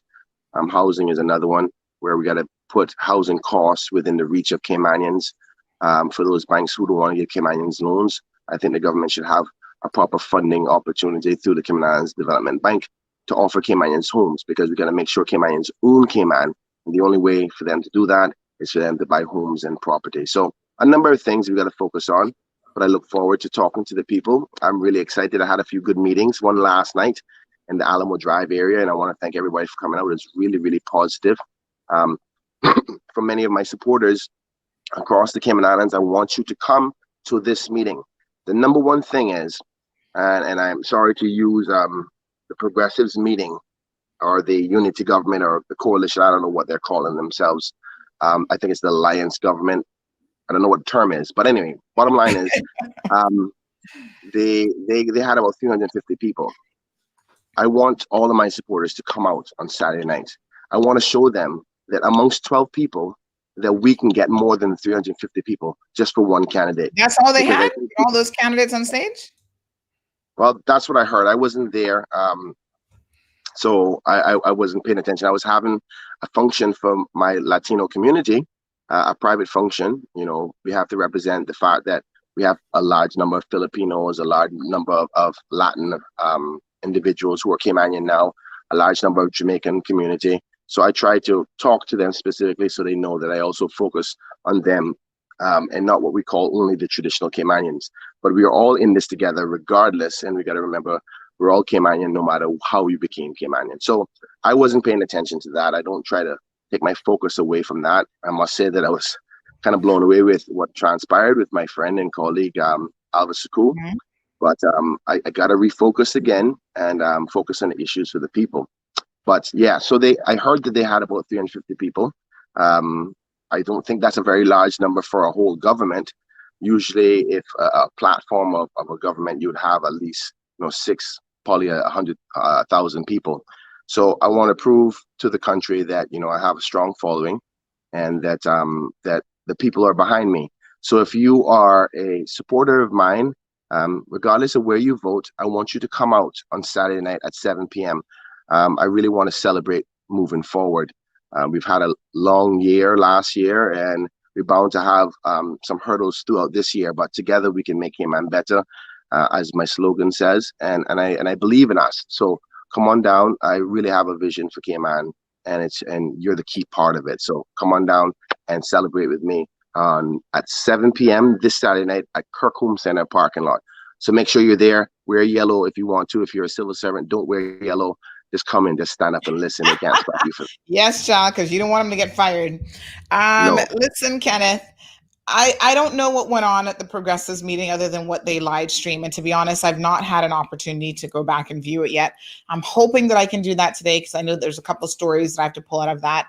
But some of you may be aware of the fact that we've been having some adjustment pains on our CMR website. We are hoping that we're getting a little bit closer to resolving those issues, but the tech people have really legit been getting on my nerves. But anyway, I think we're a little bit closer to hopefully getting that sorted out. So, you are consistently one of the individuals that everyone says that, listen, Kenneth is getting stuff done. Even as someone who's not a member of the government, your first term in office, you sat in opposition, and yet people, by and large, are very, very pleased with your performance. So when people say that they can't get anything done if they're not part of the government, I think they could take a page out of your book. They could take a page out of the book of Chris Saunders, for example, because again, the two of you are very, very strong going into the May 14th election day. And it does beg the question if this logic that you can only get things done if you're a minister or you're a councillor really makes any sense. Because some of those persons are going to lose their seat because they were ministers and because they were councillors, and the people feel like they weren't getting anything done. Kenneth, the other thing that I found peculiar about this weekend, Chris Saunders had a lit crowd. I understand I wasn't physically at the one for Aussie, but I heard Aussie had a good turnout as well. But when I was looking at even some of the online numbers, and I saw, for example, the Progressives launch, which they live stream on the Compass, they actually had, let me just tell you some numbers now. So they had, I think, about 120 people watching that particular live stream, and more people were actually watching Chris Saunders' live stream, which was happening at the exact same time. And then you had a split group watching Aussie's live stream. I don't know. It certainly shows a level of interest or disinterest when you look at the numbers. So when you see people not showing up to their events, because 300 is not really a lot of people when you have, 12, 14 people on stage. I mean, that's kind of a disappointing turnout if those were actually the numbers, especially when we know that they would have bussed people in to that event. I mean, Sammy Jackson had at least that number at his launch, and he didn't bus anybody in. And that's just one person. Yeah, that tells you a lot. Funny enough, I think everybody does their post analysis of meetings and who was there and who wasn't there and how many people were there. And I think it was a failing grade, in my humble opinion, of this administration based on the turnout. The turnout tells you a lot. If, like one former politician told me, if you were to divide the amount of people who came there into 12 or into 11, because nobody knew Alva was going to join them, you'd probably get 30 people per candidate. And if your candidate can only bring 30 people to a meeting, I had 30 people last night at a backyard meeting. I mean, so it tells you a lot. So, I mean, but then again, nobody knows, because I've seen situations where, in a former UDP meeting, there was 1,200 people and they lost the election and lots of seats. So, sometimes we overanalyze. I ideally want to see my supporters at my meeting and everybody else. I want them to come and show any government that may be intending to plan that we together are forced to be considered, and that there is a support base behind me, and that they want their voice being heard. So I really encourage everybody, if you like what you've seen from me based on my performance for the last 3 years and 11 months, come and support me, because I have to accept that there's going to be a coalition government. That's my predictions. And there's going to have to be people who are grouped together. I personally believe that if we show the whole country that you believe in what I've done and how I stand for you, that any government that is formed would want to have Kenneth Bryan a part of it to help formulate policy and guidance with legislation. I genuinely believe that people like what I contribute, and the analysis that I would bring, and the information and transparency that I bring about matters and issues. And I have a good idea of a cross section of the people's feelings, from from low-income communities to the business class, to the multimillionaires, to the poor, to the generational Caymanians, to the new Caymanians. So I think I would be a strong asset to any government. And I think whichever other 9 persons that formulate the government with me, they want to be confident that says, okay, Kenneth has a pulse on the people. So coming out to show the country that, and all the other politicians, because trust me, they will be watching, just like how we were watching their meeting, they will be watching as well. We'll send a good, clear message to them that you want Kenneth Bryan to be a part of the government, regardless of which government is formulated. So I truly am begging everybody to come on out to my meeting. That's 7 p.m. at the Kirkholme Center parking lot this coming Saturday. I hope to see a lot of you, and I hope to talk to you about the future. Well, we will definitely be there. I'm sure Ann says she's going to be there. Melinda agrees that she was at Kenneth's meeting, Chris' meeting, sorry. Layla's asking what independents are you aligned with? Well, Kenneth spoke at Chris Saunders' meeting on Saturday, so I think that that's probably a good indication. Now, Kenneth, I'm just double checking some numbers here. So Oz's meeting. If I could just correct something, I see one of my committee members has corrected me. Last night we had a backyard meeting in Alamo Drive, and we had over 50 people just at the backyard. So thank you so much for my correction there. Go ahead. Sorry. Yes, the beautiful Denise was on it. Yes. Melinda says, I think I was liking a little over 60 people there last night. Did you have another meeting last night as well? No, I had a meeting. I had another meeting last night. Okay. So I think you see, there's a difference between my committee members. We don't count our committee staff, but if somebody else came there as an independent individual just watching, they would probably see 60 because there's about 10 of us there from my committee. Okay. So that's probably where you get the 60 and the 50 number. Yeah. Okay, got it. So Oz's meeting, just some social media numbers from 2 days ago. So this would have been Saturday. Ozzy had already has 4.4 thousand views. Obviously, you can go back and have a look at that. Chris Saunders' meeting had 2.7 thousand views, but again, he had a lot of people actually there at the meeting, so those people might not be minded to go back and view it. And then the Progressives launch on the Compass website had 4.5 thousand, so it's kind of interesting that Ozzy's single meeting had pretty much neck and neck the same number of views that the entire Progressive Alliance launch on Saturday night had, and they were competing events happening at the exact same time.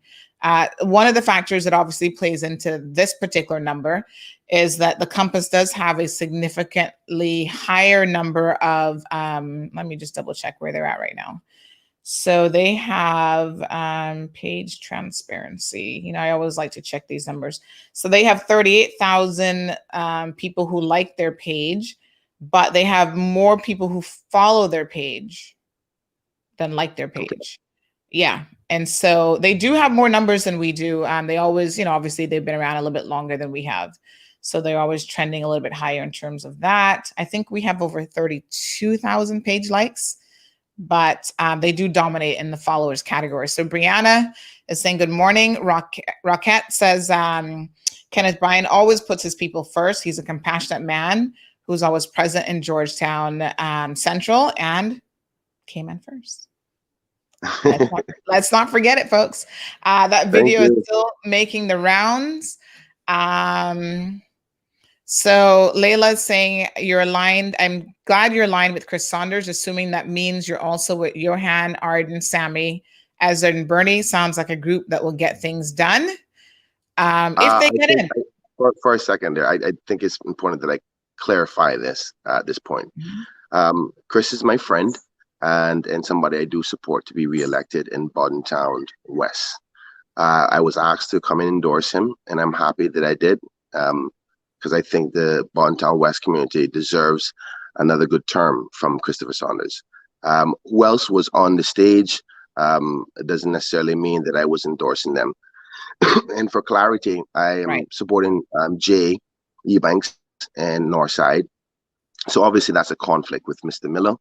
Though I respect Mr. Miller tremendously, I think needs to be a new generation moving forward in respect to representation. So this is one of the unfortunate hurdles of politics, and when you're trying your best to to support people together.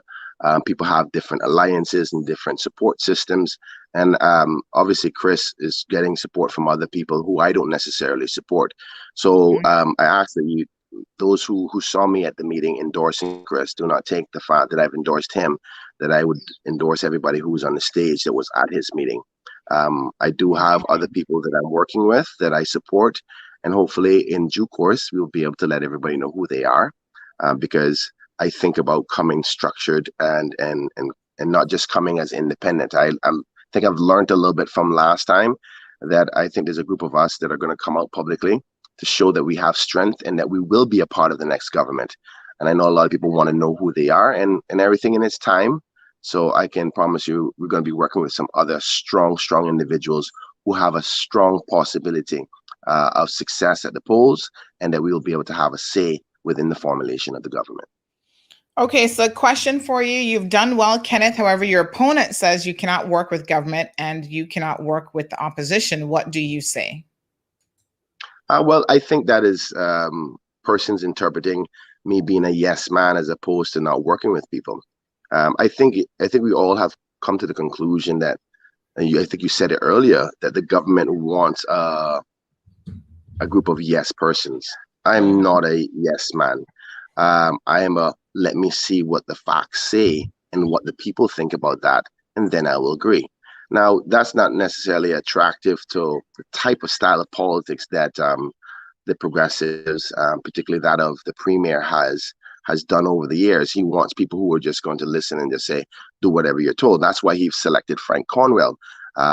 He's the one that asked him to run, and because he knows he's a person who's just going to say yes. People like Wayne Panton, Marco Archer were never yes men, and that he always speaks about how difficult it was to work with them. And I think that's so sad, because you want people, what's the saying goes, iron sharpens iron.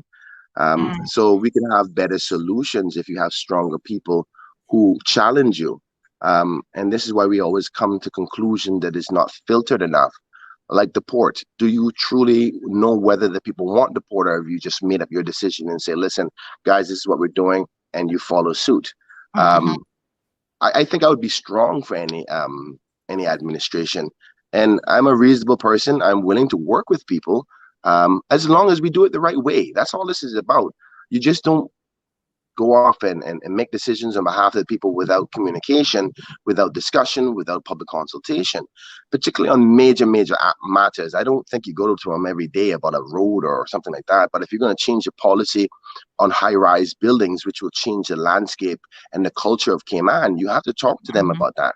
For example, the Honorable Joey Hugh and this cabinet increased the heights of the buildings in the central part of Georgetown and didn't even talk to the people about it. I wouldn't do that. I would go to my people first and say, listen, this is why we're doing it and why we think it's beneficial. I would like your support to do so. Now, if you get a major pushback, then you hold back and say, okay, I have not been able to convince them of that. But you don't just go, boom, one day you're in LA and then it's there. That's what they do. And I don't subscribe to that. So maybe that is what they think as I don't want to work with people. But I know what my job is. My job is to represent the people of this country, not my own personal interests. And I think that there's other people out there who like that approach as well, and who will respect that and will get elected and see that as, Kenneth, come on, work with us. That's exactly what we want, to hold each other accountable, have a code of conducts. And I think, to be honest with you, I think it's only one or two specific people in the progressives who feel that way, because there's actually people on the progressives who tell me, Kenneth, I really hope that we can work together next term. I wouldn't call their name, because the unfortunate part of politics is that then they would have problems in their camp. So I try to, there's some things I just go, okay, I'll keep it to myself. And for those who are in the progressives who do like me and want to work with me, I'm happy to work with you when I'm elected, with my other people who are going to be elected as well. So that's a political narrative. They're trying to sell it, but it isn't working because the people don't believe it. It's like saying you can't get anything done as an independent, but yet still the government that they are made up of, the Honorable Tara Rivers was independent, Dwayne Seymour was an independent, Austin Harris was an independent. So they're saying that don't support independents because they can't do anything, but yet you still have to make up the government with them.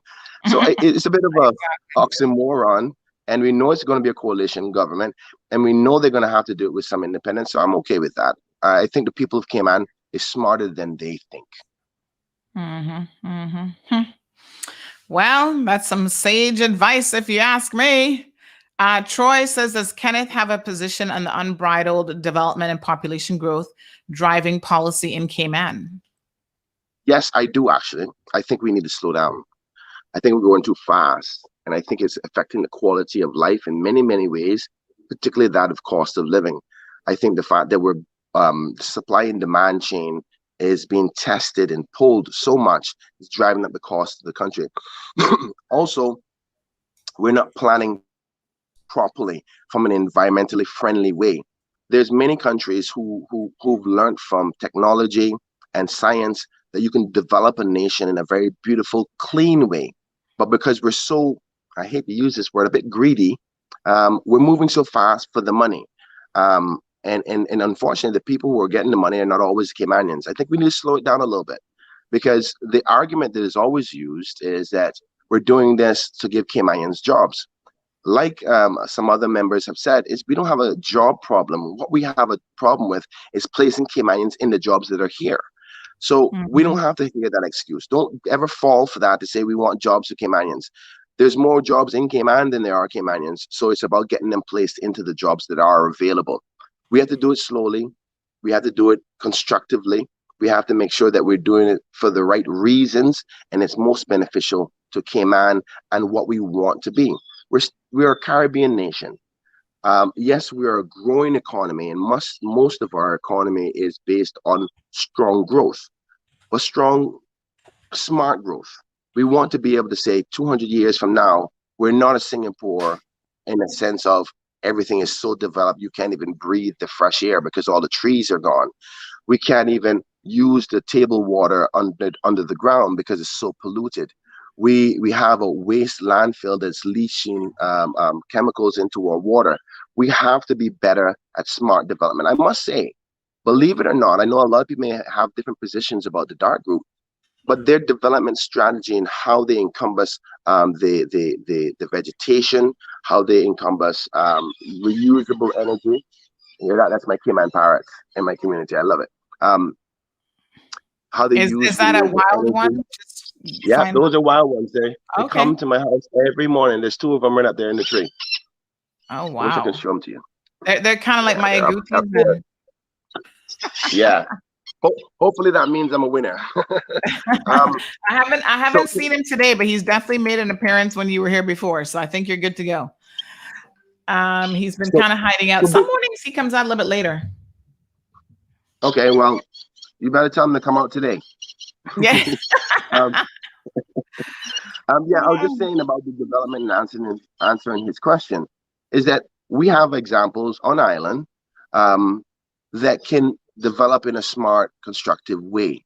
One of the things that I think that has caused much of the development right now is, believe it or not, is the positive effects, or depends on how you look at it, the negative effects of COVID-19.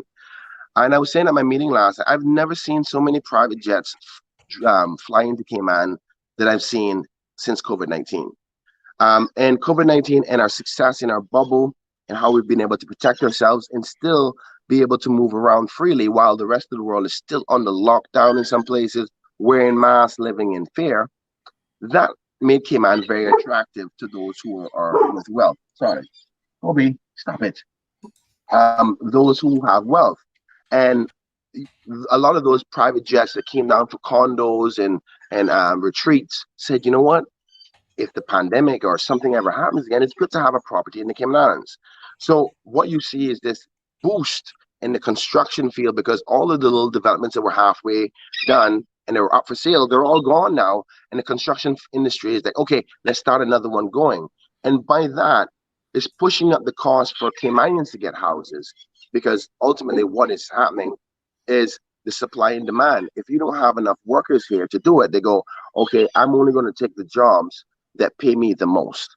And then you have COVID-19 has affected the cost of materials, because the plants, the supply of materials in the different countries, like in the United States, They're dealing with shutdown elements, so they have limited amount of materials they're supplying the world too. So the price of materials have gone up. There's so many other factors that are affecting Cayman by way of the COVID-19 that has brought the cost of living up. But we as a country and as politicians have to monitor that growth. That growth is having a negative effect on Cayman. All right, my dear, thank you so much. Carol says, beach access. Where are Caymanians going to go camp now? Jonathan says, we need new representation in all constituents across the 3 islands. Layla says, Joey Hugh needs to go. Elizabeth wants to know, are you aligned with anyone in West Bay? Yes, I am. I'm aligned with Kathy Wilkes. I support her tremendously, even though that caused a bit of a ruckus in respect to my former friendship with Mr. Bush and others. But I believe Kathy is the next generation of leaders for West Bay. She's young, she's smart, she's intelligent, and I believe in her. Mr. Captain Eugene is a friend of mine, and I respect him for what he's offered to the Cayman Islands. But I think Kathy is the next choice. What we want to do is select a group of leaders who can give you a solid 16 years of their life, because some of these problems that we have, we need to know we're not electing people who are in their retirement term, because the retirement term is a very dangerous one for constituents. Here's why. If they plan to retire after this term, we've never seen politicians hardly ever retire, but anyway. Well, that's true. That's an oxymoron. A retiring politician is an oxymoron for the most part. But we get the point. More importantly, he just hasn't done anything. That's really what the issue is with Captain Eugene. It's not about how old he is. It's about just his personality.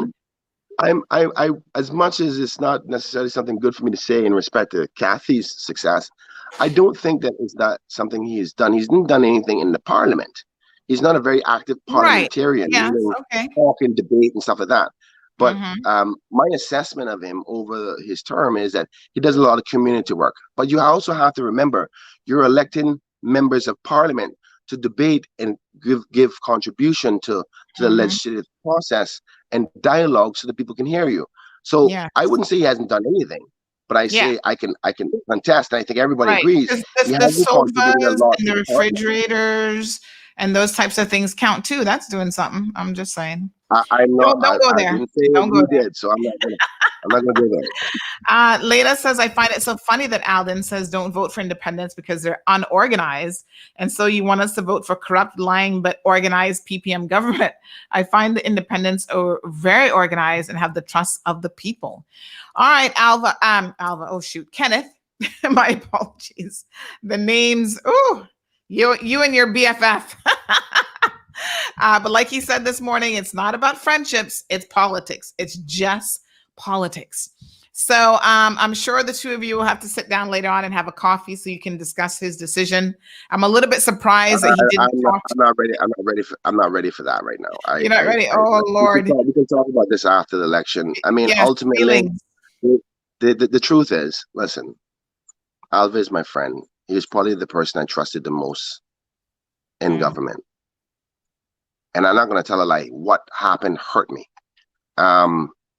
Because, I mean, if he sees it, he's doing what's best for him and Newlands, I can't condemn them for that. But why didn't he even talk to you about it? That's weird.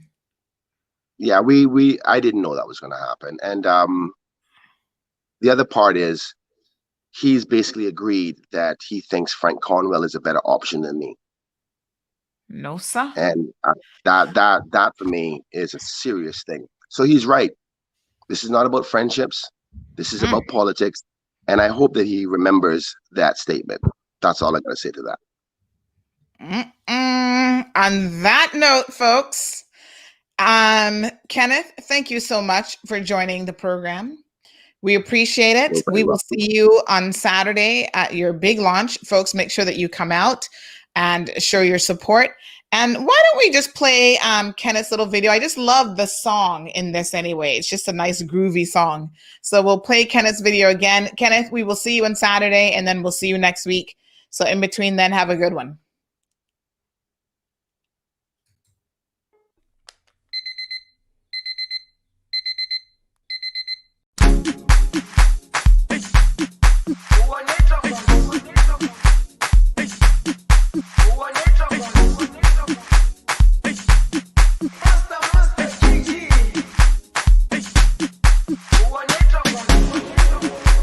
Jerusalema ikhaya lami ilondoloze uhambe nami zungangishilana Jerusalema ikhaya lami ilondoloze uhambe nami. Good morning and welcome back to the show. It's now official. Incumbent MP Kenneth Bryan has declared for the constituency of Georgetown Central. Good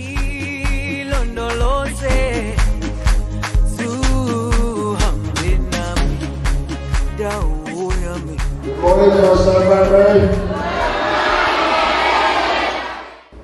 Every time you see this symbol, I want you to remember Cayman first.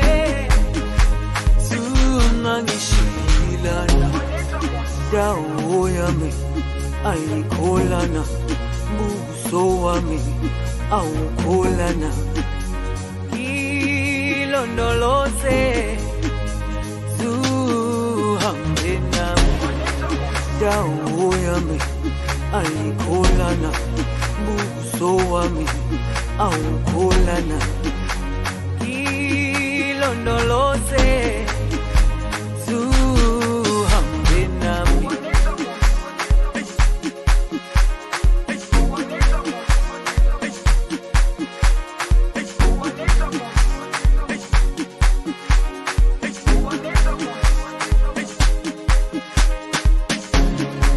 Jerusalema ikhaya lami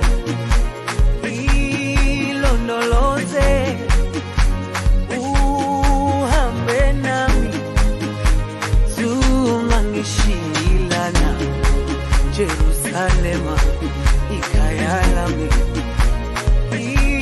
ilondoloze uhambe nami zungangishilana dawo yami ayikholana buso wami awukholana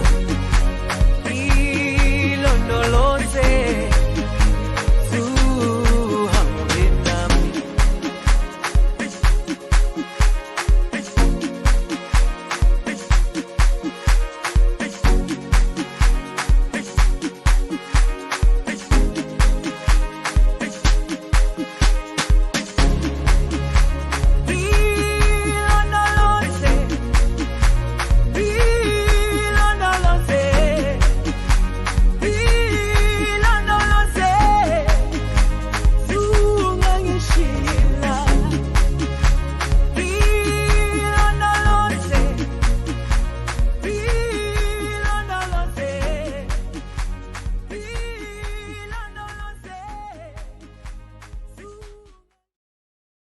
All right, folks. Kenneth Bryan says he is ready to serve another 4 years, and some very interesting and salient comments towards the end there.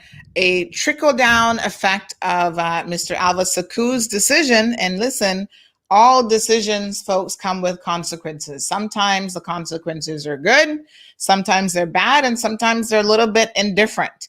But one of the consequences of Alva's decision is basically once you're part of the alliance, you're obviously supporting their entire slate of alliance candidates, right? And despite him and Alva being friends and being, in his mind, the two closest members in terms of each other, two closest MPs for one another, and they've been there for one another, and I've seen that to some extent. He's also now taken the position that Frank Cornwall is somehow a better choice than Kenneth. And I mean, that clearly cannot possibly, in no universe, If you guys are superhero, you watch these superhero shows, you know how you always have these parallel universe running different scripts. I think Kenneth has basically just said in no universe does that sit well with him. And at some point, the two of them will have to have a conversation. And this is the thing, when you join with a party or you join with an alliance, you have to toe the line. You have to be that bobblehead that we were talking about earlier. You can't join the alliance and join the Progressives Alliance and whatever, let me just try to get it right. Alliance of Progressives and Independents. And then say, well, I'm not going to support some of the people on this platform, because that isn't going to work for Alden or Roy or anybody else who's supposed to be the leader of the Progressives. So it is what it is. Like I said, the 14th of April will be here sooner than we'll know. Someone was asking about events. We try to post as many of them on our social media pages we can, folks. So please make sure that you tune into that. This evening, for example, Wayne Panton, who's now sitting in the studio, he has a meeting, as a Zoom meeting scheduled for this evening. I think we posted that already. I'm going to just double check that that link is up so that you can tune in virtually to Zoom meeting, interact with him more one-on-one and ask questions. He's also having his launch meeting tomorrow evening, which was postponed, and that will be at the ICCI location. So that was postponed, folks, because of the weather last week. Made it impossible for them to put up the stage and other things without it, creating a health hazard. So his meeting will be happening tomorrow evening as well. So 2 back-to-back events with Mr. Wayne. There is a debate this evening. So again, we try to, through this show as well as on our social media platform, provide you with upcoming events. Just before we pull Wayne in, let me just address one thing. Kyle, I don't know if he's listening this morning, but Kyle Solomon did ask the question over the weekend about why is it that the Progressives are not on this program? We've said it before. The platform is open to anyone who wants to come on here, because the model right now, folks, is you pay to play. So our guests are paying to come on the program and to let you hear their views and their perspectives as political candidates in the upcoming election. The Progressives have decided that they don't want to pay us and they don't want to come on our platform. And even some of the things that we've offered for free and that we have sent them, they have not replied to our emails, which is typical of them, and they have not participated. So they have clearly drawn the line, I think, in the sand regarding how they wish to reach the people and what media houses they wish to engage. And it seems to me that they're primarily reaching people through the Compass. So there you have it.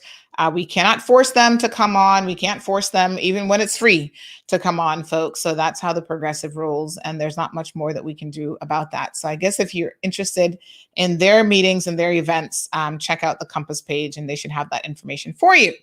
On that note, we've got independent candidate for Newlands, Mr. Wayne Panton, joining us. Good morning, Wayne. How are you?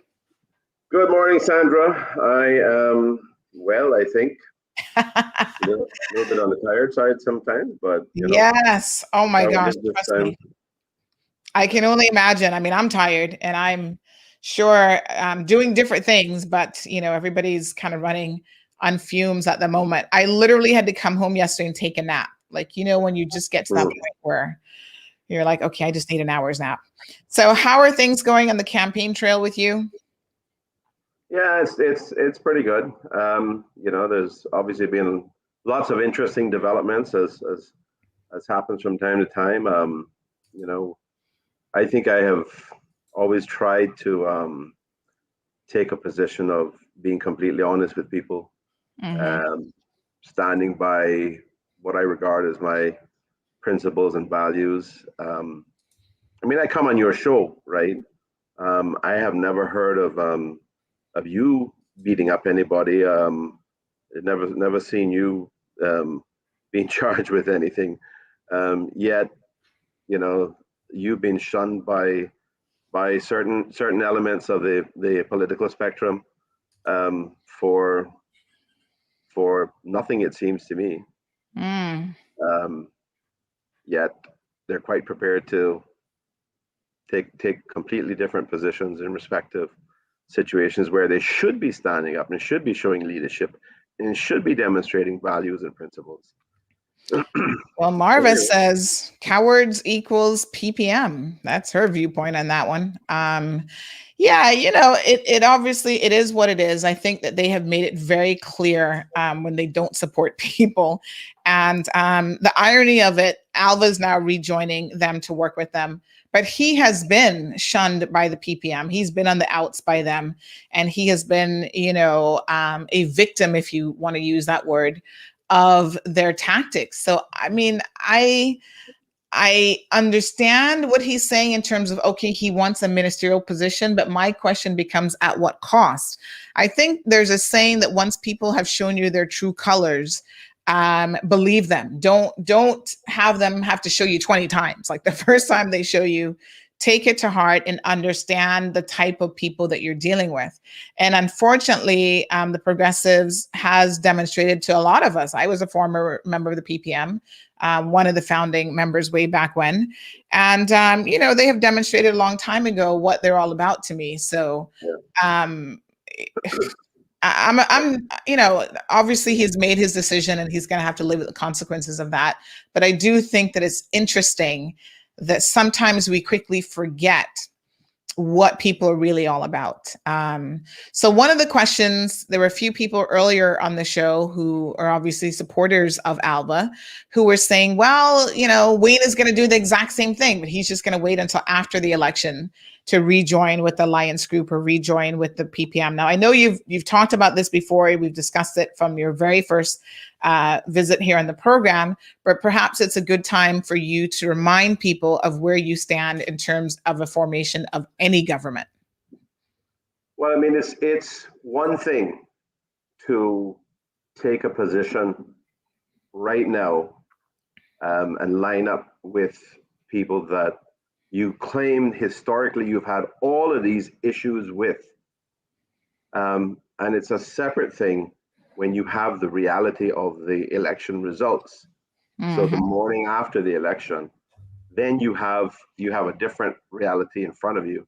And then you have to make a decision about how you participate in that reality. That's a completely separate scenario from what you do prior to the election. Mm-hmm. I am not averse to working with people who share the same principles and values that I do, at least at a fundamental level. I have a real, let me put it this way. I have been accused of being politically naive because I have these principles and values that I stick by, that I regard as fundamental things. Like I will not discriminate against anybody on any basis. I will not discriminate on the basis of age, gender, sexual orientation, race. Doesn't matter to me. Discrimination is not something that I will tolerate. But when I take positions in principle, I'm called politically naive. That's fine. I can live with that because I have to live with myself at the end of the day. Mm-hmm. I have to wake up. I have to go to sleep as myself. I have to wake up the next day as myself. And I have to believe that the decisions I've made and the actions I've taken fundamentally reflect who I am and what I'm about. Mm-hmm. And I don't think, you see a lot of that. When it comes to politics, I don't think you see a lot of that going on too often. And particularly when people are constantly shifting positions, constantly flip-flopping, trying to find positions that are advantageous to themselves, purely out of self-interest. And then they're prepared to tell their constituents whatever they need to tell them in order to satisfy their agenda at that time. That to me is completely disingenuous. That is unprincipled. And it's reflective of somebody that is fundamentally untrustworthy. And to me, there's nothing more fundamental about voting for somebody than whether you feel you can trust them. Do you trust them with the interests of your children? Do you trust them with your interest today, your interest tomorrow, the interests of your children tomorrow, and the next day, and the next day, and the next year, for the 4 years Actually, it's more than just the 4 years, because the foundation that's laid over 4 years can have a very lasting impact, well beyond a 4 year period. Right. And that's, we're at a point now where Caymanians are feeling that this country doesn't belong to them, that development is not helping them, that their dreams and their children's dreams are being erased. It's like somebody with a blackboard that has written all across it opportunity, careers for Caymanians, lives and wonderful things for Cayman all over Cayman, or Caymanians all over Cayman. It's like somebody's there with a giant eraser, just erasing it. And that's how young people feel today. That's how ordinary Caymanians feel, that are going about their lives, trying to make it day to day, trying to make it month to month. It is really, to me, it's very heartrending. I sat with some young people last Friday evening. I think we had a youth event out at Pedro Castle, and there were some young people sitting there telling me about their fears, telling me about their dreams and how those dreams are just, in their view, melting away in front of them. And they were sitting there with tears in their eyes, and it's just an incredible thing when you see that kind of vulnerability, when you see that kind of sincerity, and you realize that what we have been doing in this country, the way we have been going about things, is affecting our young people in that way, is making them feel like they have no opportunity. When you have a grandmother that loves her grandkids like nothing in this world, and the family says, we don't feel like there's any opportunity for us in Cayman anymore, and we want to leave and we want to go somewhere else. The generations of the ripple effects through all Caymanians, through their families, through that grandmother's family. I mean, imagine how that must feel when those young people feel that they have no opportunity, that there's nothing left in Cayman for them, or that there's a future that looks very bleak for them here. And their kids are going to be raised in another country where they have probably a lot less Caymanian culture and influence, and the grandparents are not going to see them, not going to have access to them. And it is just really, really sad. And to me, I'm involved in this because I want to make the lives of everybody better. I want to make sure that Caymanians feel like they have an opportunity. I want them to have the same opportunity that all of my colleagues had in the past, that I benefited from.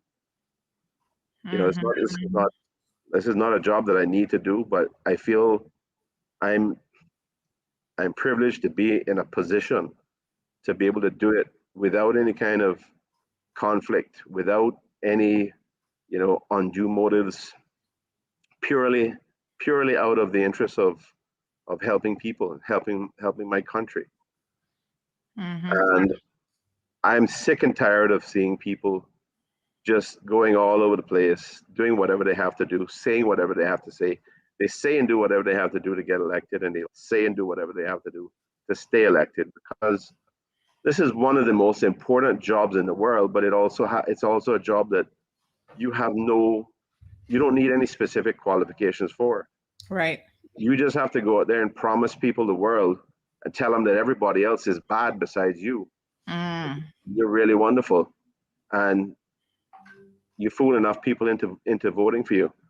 That's the kind of attitude that I see out there with too many people. And then, of course, after having gone back and forth, flip-flop back and forth Mm-hmm. You know, you turn around and say, oh, now it's time. I guess maybe enough time has passed, and it's time for me to go back home and go back and get on board with this group that I condemned in the past. That I spent 6, probably the better part of 6 years condemning and saying that they're awful people. Which at the beginning of that, the first 2 years of that would have included me. Mm-hmm. Right? I was awful. I was a part of an evil machinery.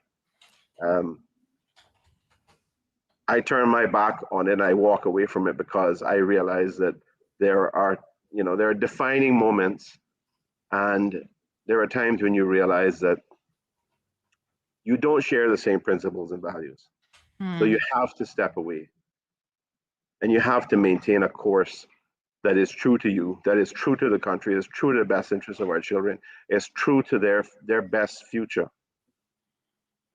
Mm-hmm.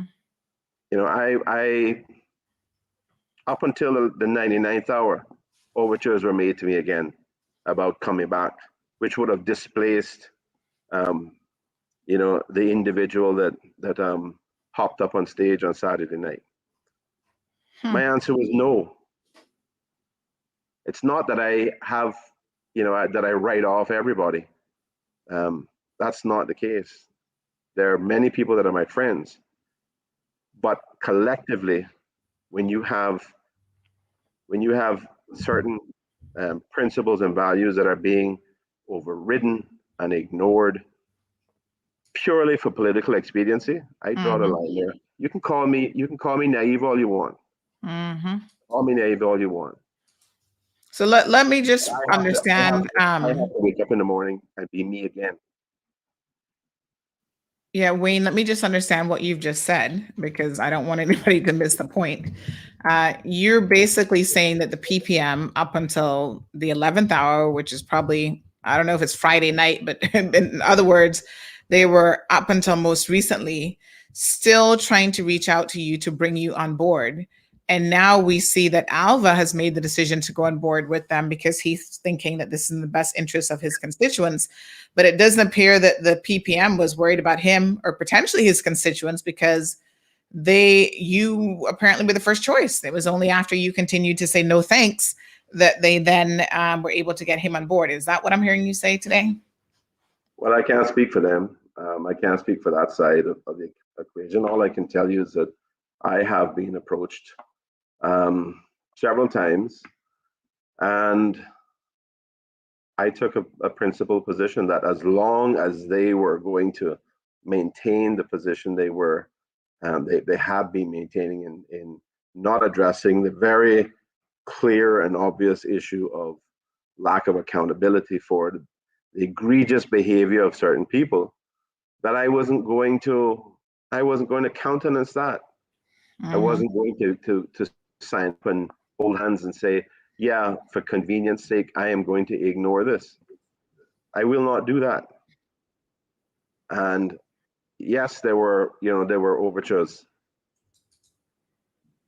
Yeah. But as I said, I ignored them. I am not going, as long as the position has been that no action is going to be taken, which was a public statement. No action is going to be taken. Mm-hmm. I'm not going to countenance that. I'm not going to be a part of that. I'm not telling you when the reality is before me on the day after election that things that you don't have to actually embrace that reality and figure out how you're going to work within it. Because at the end of the day, you have to serve the interests of the people in the best way possible. But when I was with the PPM, there were very publicly more than one occasion when I stood up against what I felt was, in some cases, nearly the entire country, because I felt very strongly that things were being said and done which weren't fair to all of us, to all of our people. Now, there may be people who can get comfortable in believing that as long as they satisfy the majority, that it doesn't matter if they harm the interests of the minority. But I am not one of those people. I can't behave in that way because we're talking about human beings. We're talking about fellow human beings. And I can't behave that way towards any fellow human being. When they cry, I'm going to cry. When they hurt, I'm going to hurt. No matter who it is, no matter what the reason is. And if I've been a part of it, I want to figure out a way to prevent that from happening again. Because we're supposed to be about serving all people, all of our Caymanians, not just some. You know, there have been other occasions where it was less public. You know, you probably don't know, but when the whole issue was going on around the Cayman Compass, when it was owned by David Legge, I fundamentally disagreed with David Legge's comments that, you know, that no Caymanian knows corruption when they see it, and that all of Cayman is corrupt. I fundamentally disagree with that.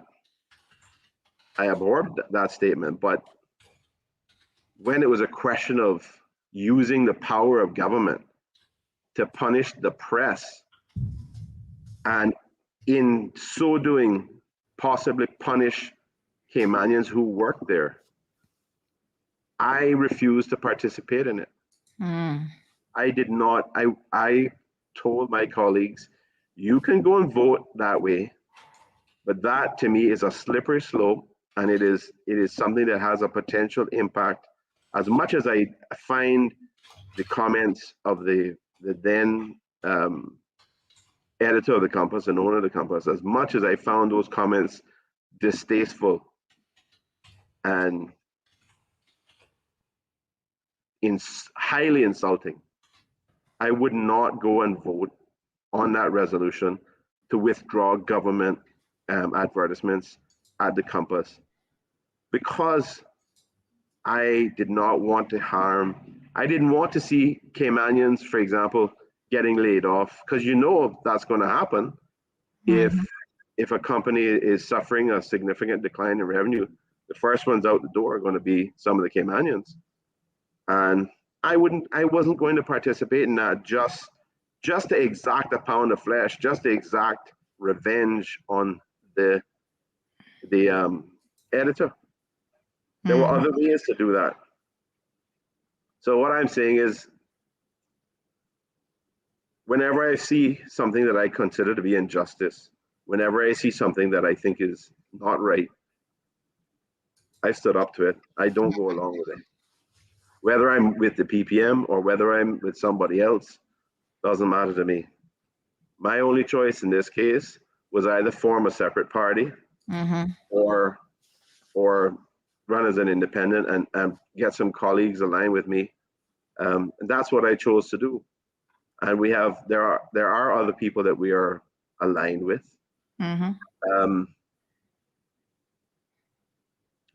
I suspect that there will be some further clarity on that in the coming days and weeks. But we only have weeks left before the election. I know, it's coming up. So,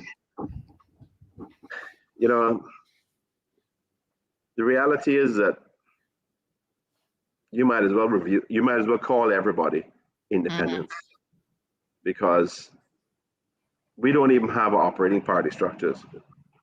There's no party structure that operates within what's left, if there's anything left, of the UDP/CDP. Right. And the PPM as an organization is dead. They ignore the Constitution.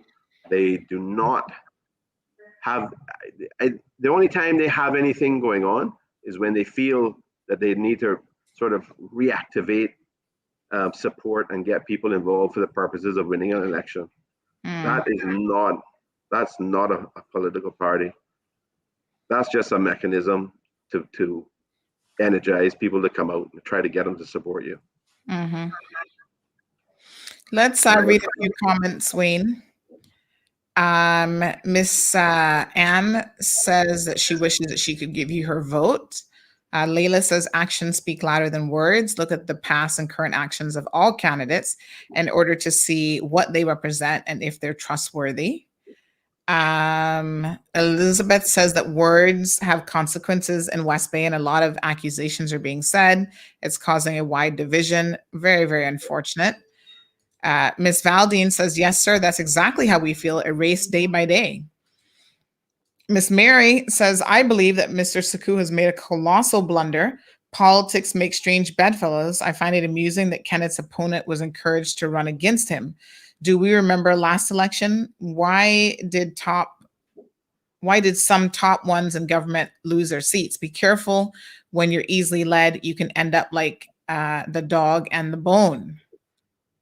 Oh boy. Miss Anne says, O'Meara, I wish I could give Kenneth my vote. I admire that young man. Tracy's here for it. And Tracy says the opportunities for the future of Caymanians is dissipating. They're not given the same opportunities as their parents and grandparents and now have to accept lower paying positions and rent as opposed to owning their own businesses and homes. How can you build a culture and protect Cayman if you don't have opportunities? So some very salient points there. Ms. Valdine says she's worried about her grandchildren and their future in this country. Tracy also says that everyone is recognizing it, but I have yet to hear a real plan on how to address and make it happen. Caymanians need a clear and decisive plan for their future and culture, and nobody's offering that. Ms. Valdine says the eldest is 13 and the youngest has just turned 1. She's praying for God to help her grandchildren. Sharon says that she hopes that Alva's listening. Sonia says, I wish I was in the area to give you a vote. I know exactly where I'd place my ex. And Rosa says, yes, sir, stand for what you believe. So you seem to be getting a lot of support here this morning, Wayne. Let me just pull up actually one of our video adverts here for Wayne, and then we'll take some additional comments and feedback from Mr. Panton as well. Newlands is a vibrant and diverse community which is experiencing tremendous growth as the Cayman population continues moving east. Heather Bodden and I have kept the Savannah Newlands Community Office open over the last 4 years to serve residents and address their needs. We will continue to do the work of improving and enhancing our communities in conjunction with well-established district councils. This work includes neighborhood watch programs for all communities, the setup and training of sufficient community emergency response teams, the safety and security of homes and businesses, public transportation, road improvements, effectively addressing drainage and flooding issues, managing and maintaining public spaces, implementing a local composting facility, and beautifying our roadsides and community parks. My objective is to make Newlands the best community in Grand Cayman, where residents enjoy a quality of life that is second to none.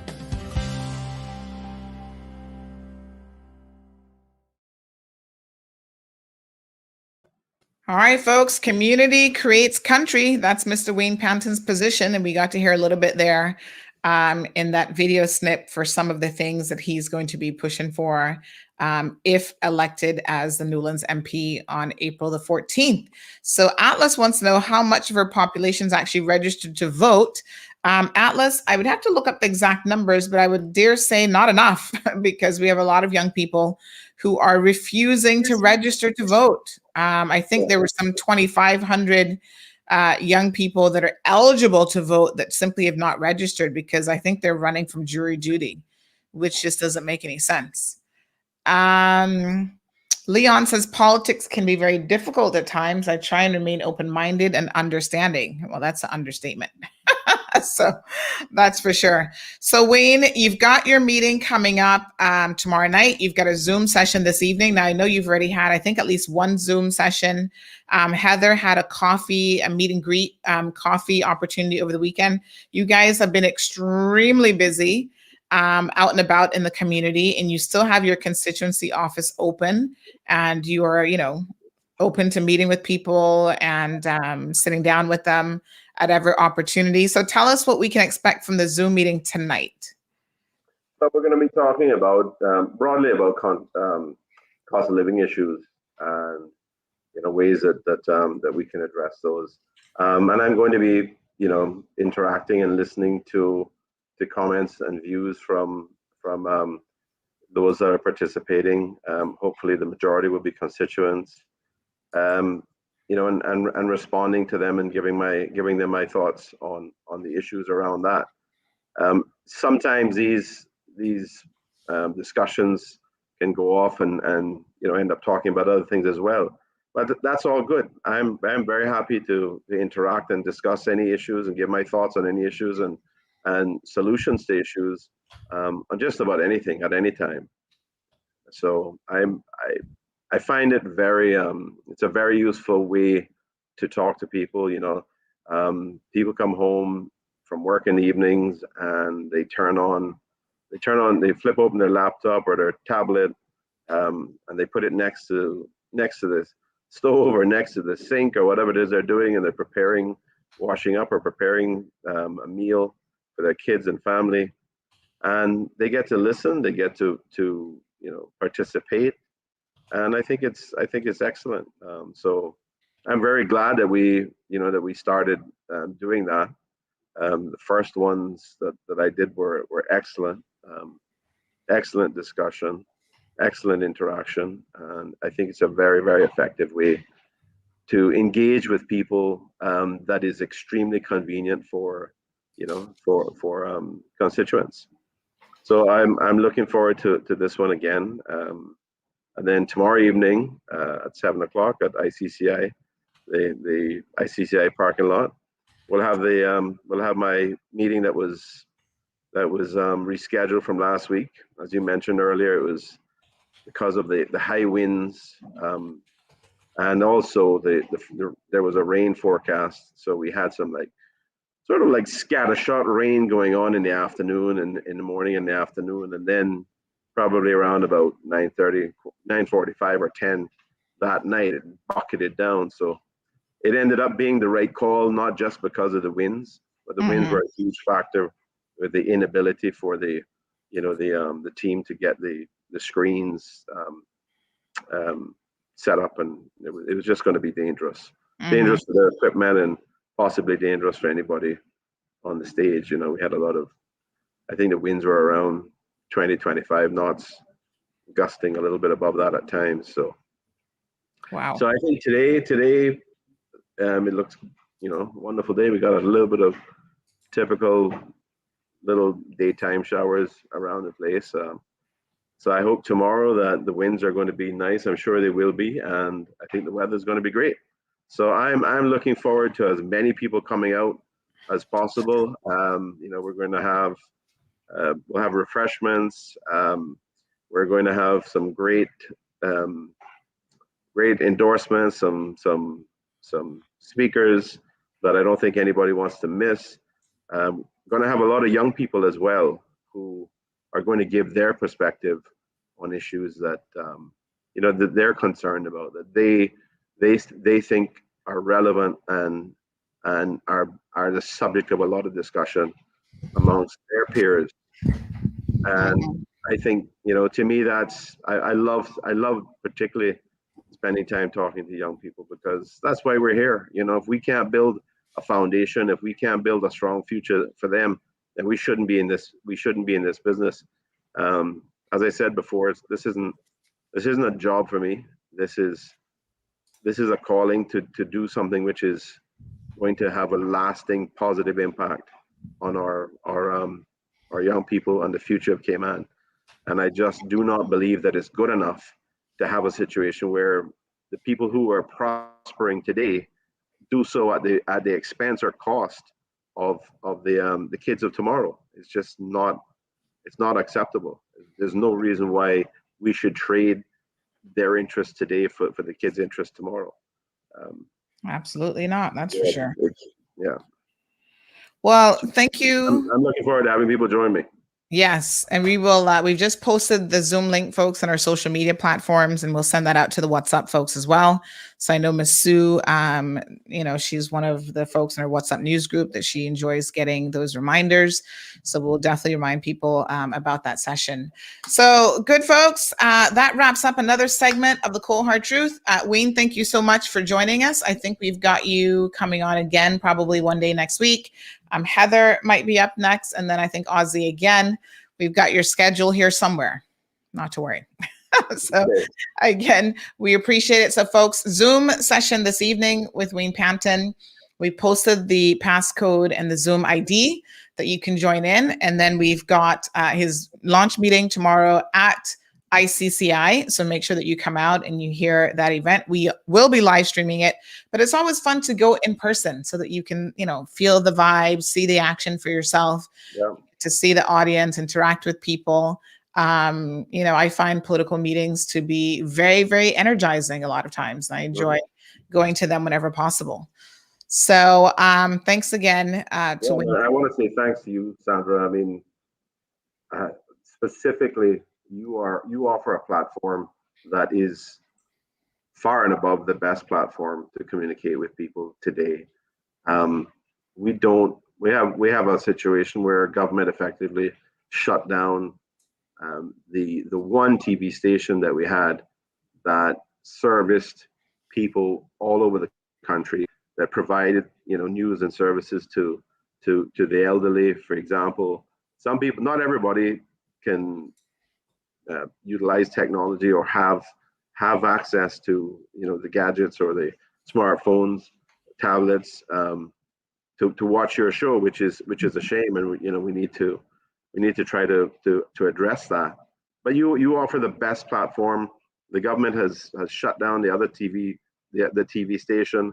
So you're the number one game in town, and I am disappointed that the government and others around them won't participate in your platform. Yeah, I think it's a disservice to the country. It's a disservice to the thousands of people who watch your platform. Well, thank you so much, Wayne. I really appreciate that. And the timing of that comment is so interesting, because when we were running your commercial, I actually got a call from FedEx to say that you guys know about this little senior program that I'm going to be kicking off. And that was the FedEx guy to say, ma'am, I've just delivered your 3 boxes to your office in town. So I'm going to go grab those. And basically, in case you missed it, we have a bit of an initiative. I'll play that video now, where we're trying to introduce some of our older population to the available technology so that they don't have to miss out. So yes, the TV station is gone. That's an unfortunate situation, but there are still ways for them to get access, particularly through YouTube. So folks, we've got an initial shipment of 20 units that have arrived on island. If you know of any elderly person, there is the caveat that they do require internet. But if you know of any elderly person who has internet access and would like to participate in this program, I will do the setup of the devices. I will go and show them myself, and I have a lot of patience, trust me, especially for older folks, because they just need a little bit of helping hand to just show them how to get on YouTube, how to access. Whether they want to watch the chamber forums, if they want to listen to Radio Cayman, the talk show during the day, during the morning, they can watch CIG TV news segments. And a lot of the candidates are streaming their meetings and so on via YouTube as well. So this is a great way for them to kind of catch up with the technology a little bit. And we can at least help 20 people in this short period of time. So do send your recommendations for anyone on your list that might, be willing to try this out and see if it can work for them.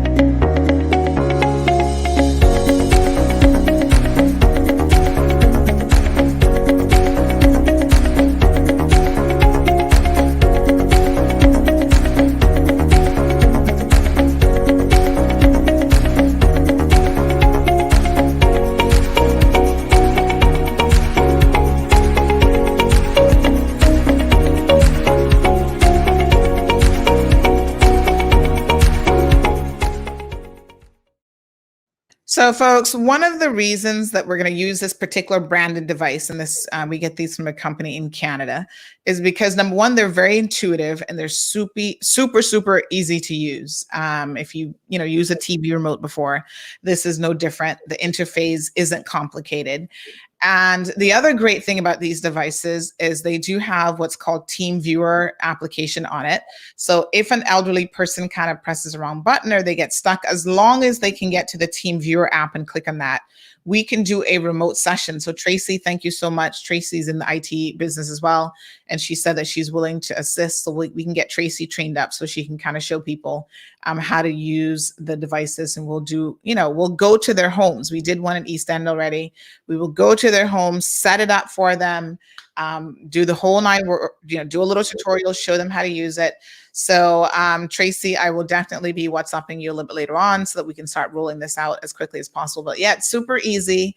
And then there's the added benefit of if they do run into a little bit of trouble with it, we can do a remote session and kind of walk them through what they need to do. So thank you guys so much for the support with that initiative. Right now, we just need names. We've got 20 units here. Send names of anyone that you think, would benefit from this. So again, big shout out to Wayne Panton, your candidate for Newlands. It's going to be one of the more interesting races. It was already interesting, I think, from the last election because Wayne was, he lost by the slimmest margin of all candidates last time, a mere 15 votes. So, that's like a household and a couple friends. And I can tell you that there are a lot of people who are very, very interested to hear what Wayne has to say. So come on his Zoom meeting tonight, come out to his public meeting tomorrow night.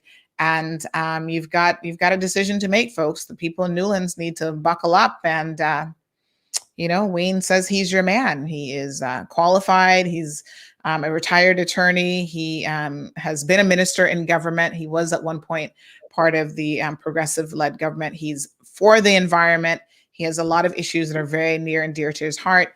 And he's currently working with Heather Bodden and Osborne Bodden with their slogan that community creates country. Wayne, thanks again.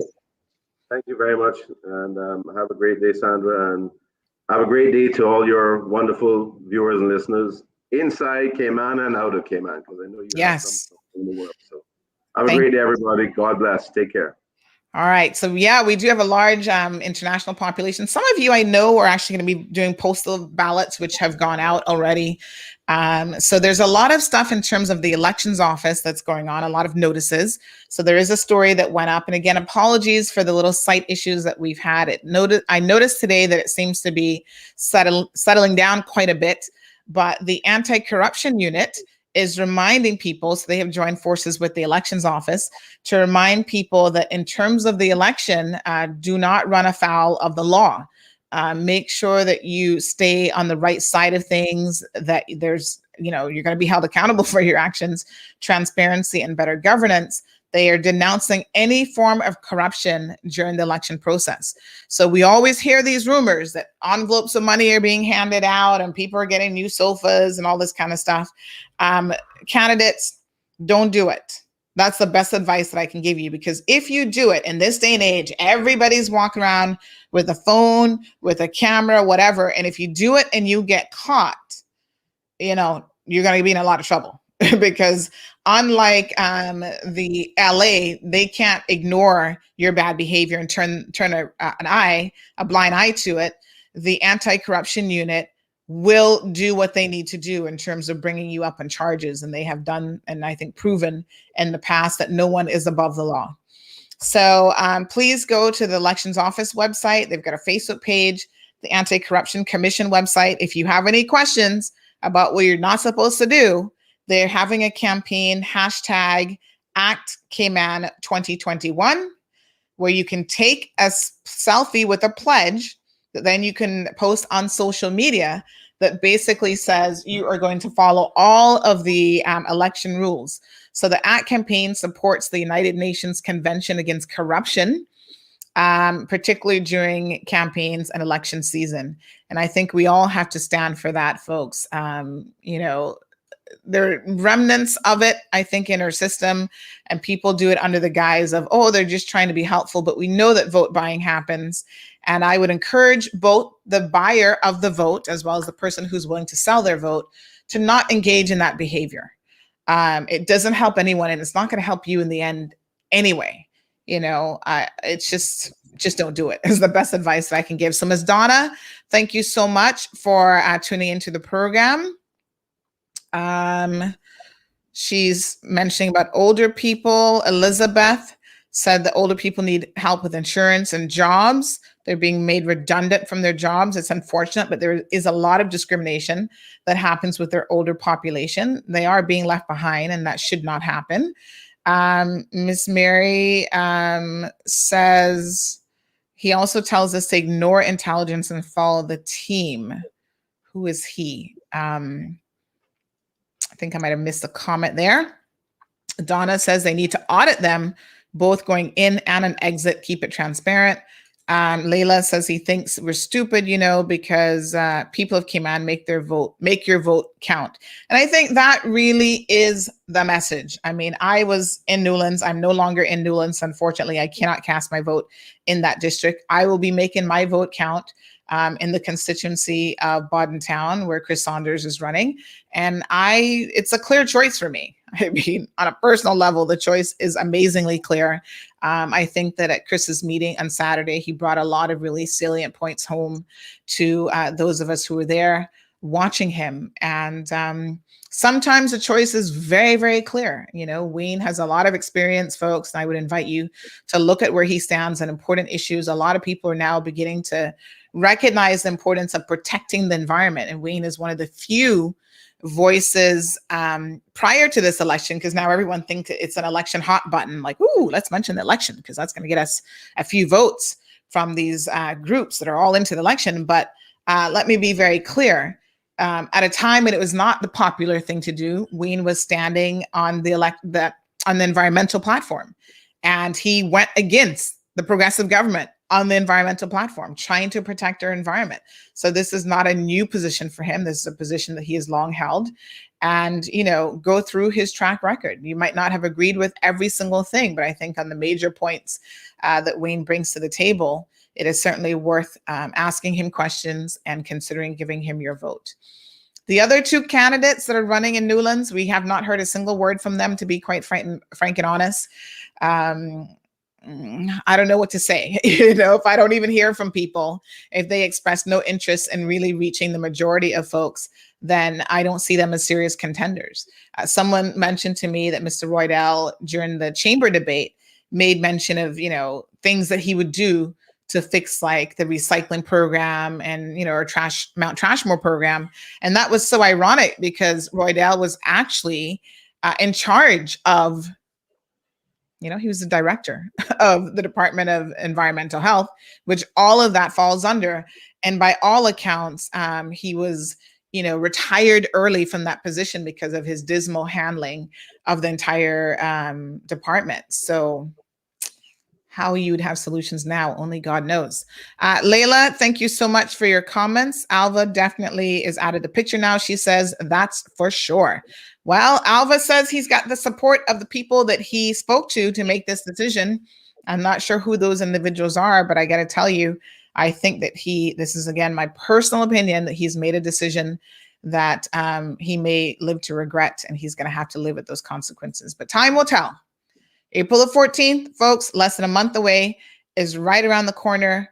The one thing that I want to say to all of you, regardless of where you stand or who you support, you have an obligation, folks, to go out there and to vote. I'm going to get up super early that morning. I will hopefully be the first person at the poll in my area to cast my vote, because then I got to get back behind the camera and fill you guys in on what's going on all day long. So we're going to do a very similar schedule to how we handled nomination day. We will be inviting the candidates and their teams, their counters and everybody else that will be supporting them, to join into the program throughout the day, right up until election results are in.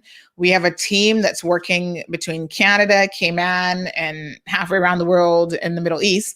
They're going to be keeping the Cayman Decides website up in terms of all of the real-time numbers. so that you can know as results are coming in, who's in the lead, what's happening, what's going on.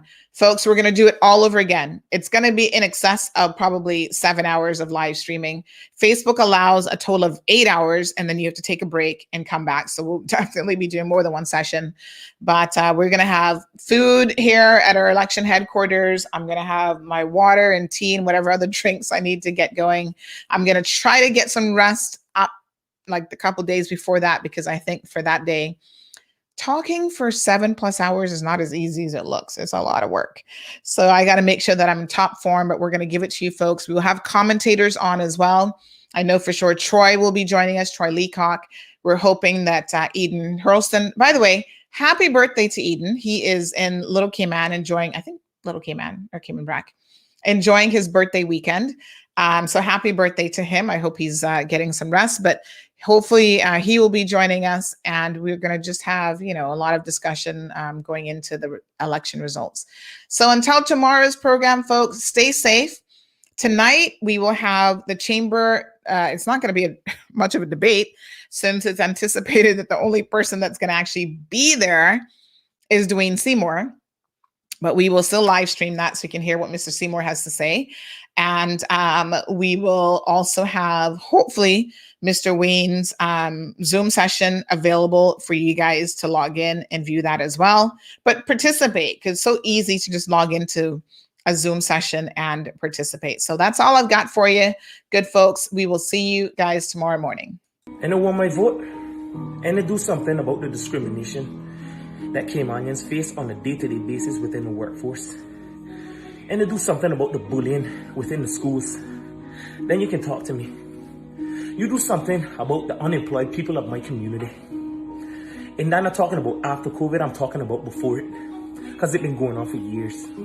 We vote you guys in, and you guys go up there and you argue about nothing and make no changes. I'm tired of it, man. It's 2021. I can barely afford groceries, light, water, and I'm paying somebody else's mortgage. You wanna know why? Because I can't even afford a house. I got my mother and my father asking me why I don't have a house. Your Cayman is no longer for Caymanians. And it hurts my heart to say that. That Cayman is no longer for us. What children have?